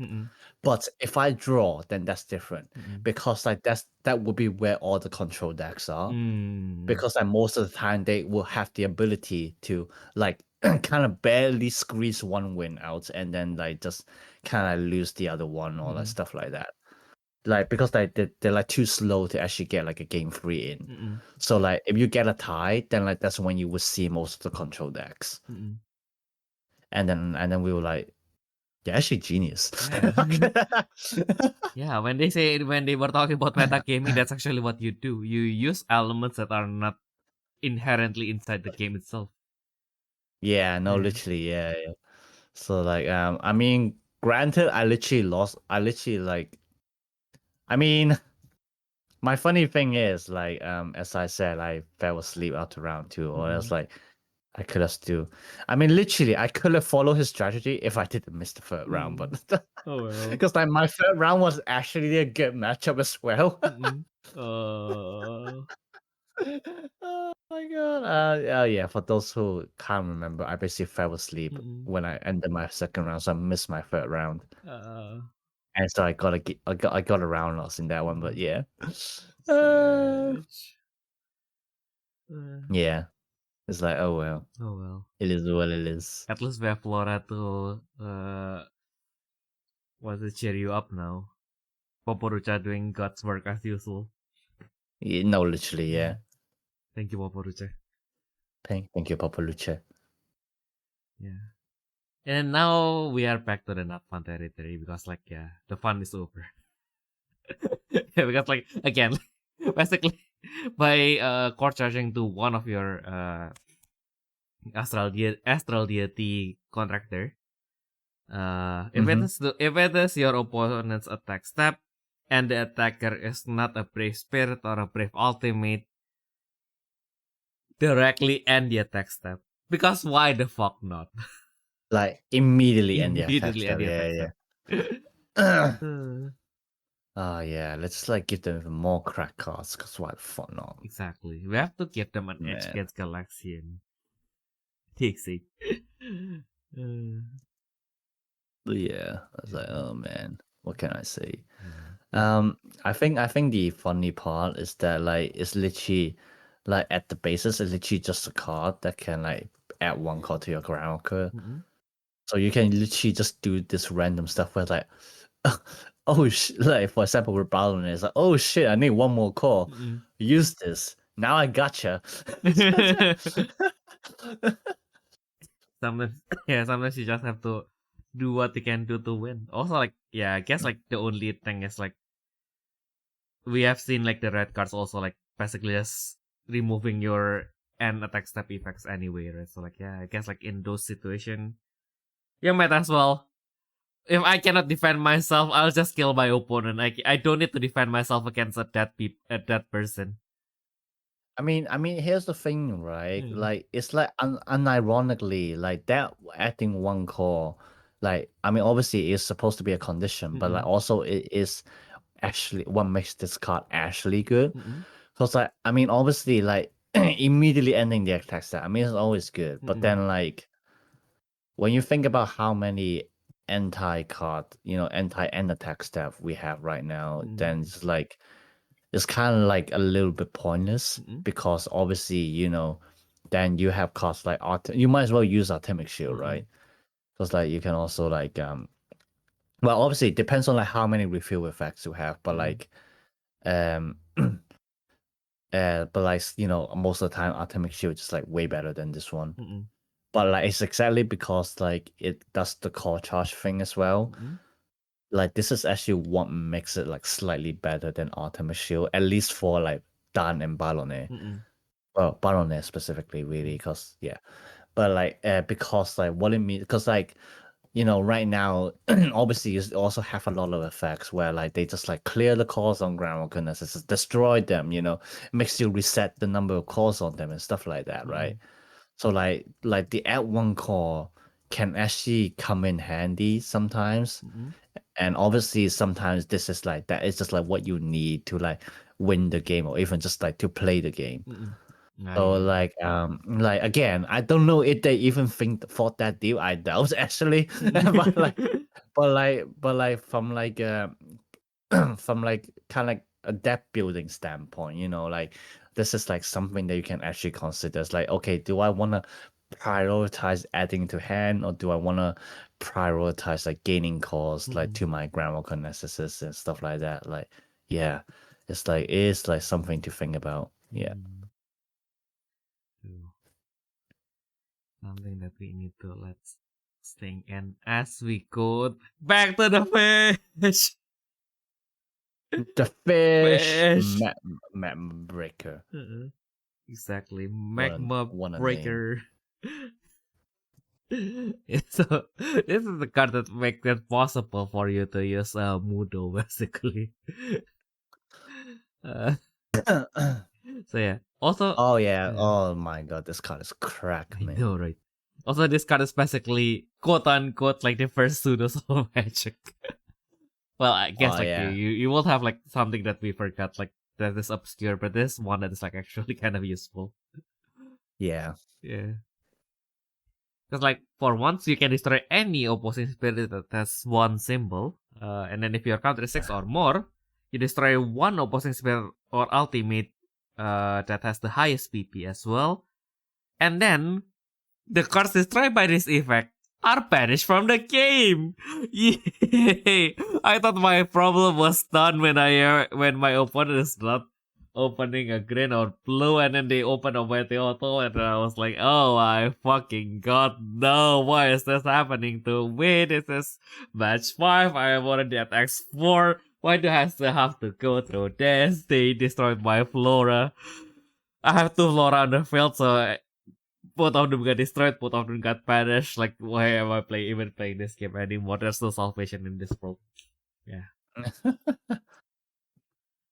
Yeah. Yeah, I guess like I don't know why. I feel like this episode is just us crashing out with every single card that banishes stuff. Me actually. No. Yeah, it's just like this is what I mean. They just like this kind of like don't care now. It's like, whatever. Here are all the dumbest effect that we can think of, and let's just throw into the game. Like, oh my god, like Ometeoto is not even like the final boss or anything like that. Like, can you imagine what the final boss is gonna be like? Well, chaos. Yeah. Literal chaos. It's gonna be literal chaos. Yeah. Or it's going to suck like with all other final boss. Lamau. Yeah, because like with all the final boss, like the thing is they wanted to give them effects that has like a really flashy effect, and they need a lot of setup, and then like if you do, then your opponent basically can't do anything. That's basically like the point. But that's also the problem, because you need to reach that point first. Yeah, same with like the old Kronos, right? Like if Lombardia wasn't there, like the deck wouldn't even be on the map, because like God forbid you get to 6 counter to activate the count break for like the original Shin Kronos. Yeah. Because like even then, like you basically like before Shark you basically win mostly with Lombardia anyway, right? Yeah. Yeah, we'll see. I will like again also like the only saving grace, if any, this card doesn't add itself to the hand, you have to draw it. But of course it's red. It will get into your hand somehow. Yeah, no, literally. Also, it has a family lava fish, so if they don't limit, like if they have like card that can salvage any lava fish, then yeah, even worse. I mean, and which they do have, so yeah, which they do have. Yeah. So yeah. Now my day is ruined. And I wish like yellow will also be given something that meddles with the opposite trash. Just like I think like to be fair, I really doubt, not gonna lie. I really doubt. Yeah. That's like the only one time we do have them. They are like really complicated. It's like it's one of the mouse from like PS38 or 39. Like basically what it does is like It's like swap like it swaps from like the traps. Yeah, it swapped one of the spirit on the field, return to the bottom, and then you summon something that is smaller basically. Yeah, like yellow's like supposed to be like the gimmick cutter kind of thing, yeah. Yeah, give me which more is like of it's fine. Yeah, which is fine. They actually good, but like give me the actually, yeah, it would be really interesting if they like make a deck just kind of like based on that, right? Yeah. I mean, like Maucho has swag, and we need more love for like the Yellow God King. Because like after Hanu Merlin got limited, like God fuck, like how do we even play the Yellow God King? It's like God forbid you play Maucho just for Maucho. Maucho is just a tool to activate Gardarla, isn't it? That green God King that gives you 3 cores. Like Maucho is an engine. Maucho is not your finisher. I mean, the more I think about it, I think it will be a very interesting deck. for yellow to have something like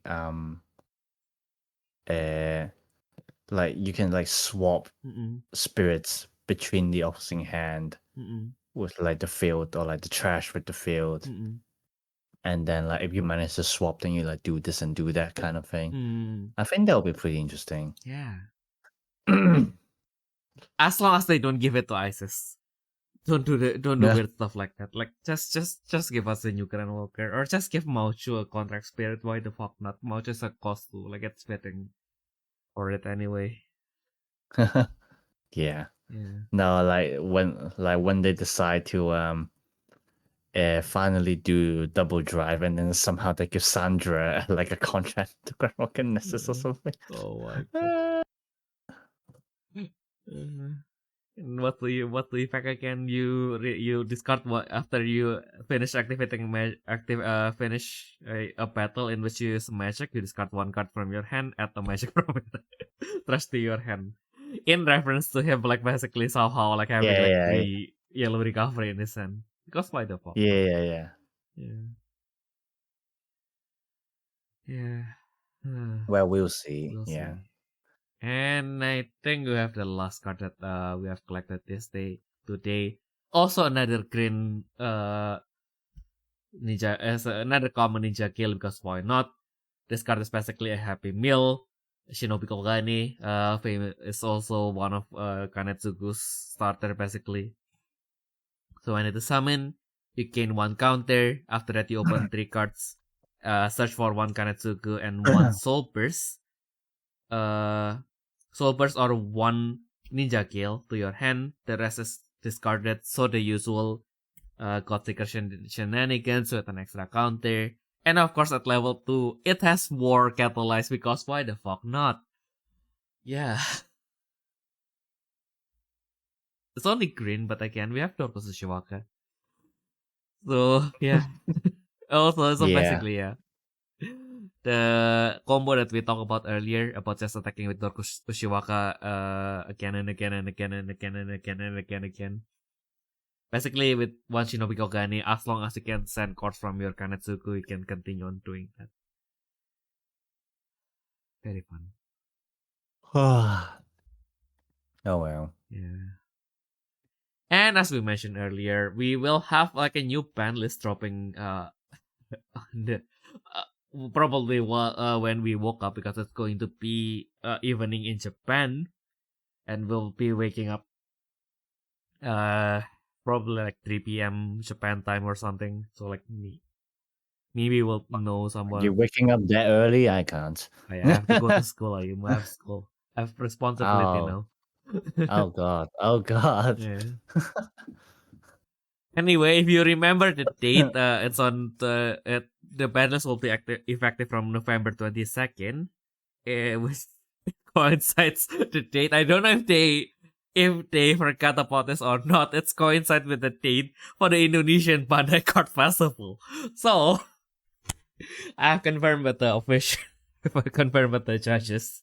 So basically, if you are planning to join the Pandai Card Fest in Indonesia, so for all tournaments, for the Wave 3 qualifiers, for the Battle of Revengers, and for the Indonesian finals, the ban list will be applied to all these 3 tournaments. So yeah, it will be also the first tournament in which first large scale tournament in which this ban list will be applied, I suppose. Yeah, just a note to you guys before we finish crashing out for all this trash banish. I will personally attack every time a card with trash banish came out. Like, why are you doing this? I'm having fun playing Prism Wing right now. Don't take this away from me. Oh my god, yeah. Yeah. You know what Panda cannot take away from me? If you have any comments, question, or request, do feel free to send it to us at our email at therefreshsteppodcast@gmail.com. Or if you're listening to this on YouTube, of course, feel free to comment down below. Because you know what? the only AI that matters is actually Ayumu inside. What? Yeah, that's I think why do I forget this name? Yeah, it's a chef, right? It sounds that. Wait. Sorry, chef. Yeah, What the hell's going on? chef. Yeah, so like last time I joke, right? Like that you're actually like Ayumu, the real Ayumu is text, so I use an AI to replace Ayumu, right? And then I Oh, just right. wrote down in the description that the AI means Ayumu inside. So yeah. Okay, then. Yeah, so Joseph commented on that, like, yeah, Ayumu inside is the only good AI. It is. I didn't even know that. They didn't tell me that one. Yeah, I forgot to tell. Yeah, but yeah, it's amazing indeed. Yeah. So like now that I'm finished crashing out, and I even forgot Joseph's name for a second there, because of how much this has broke my mind. Also, like, yeah, I think like chaos we have talked about like last week. So yeah, that's about it. Yeah. So well, now I just have to lay down and calm myself, and hopefully be able to wake up on time for class. Boss, that has been everything that we can share for this week. We hope that you guys have a nice week going forward, and we'll see you all in the next thing. Bye bye. Bye bye.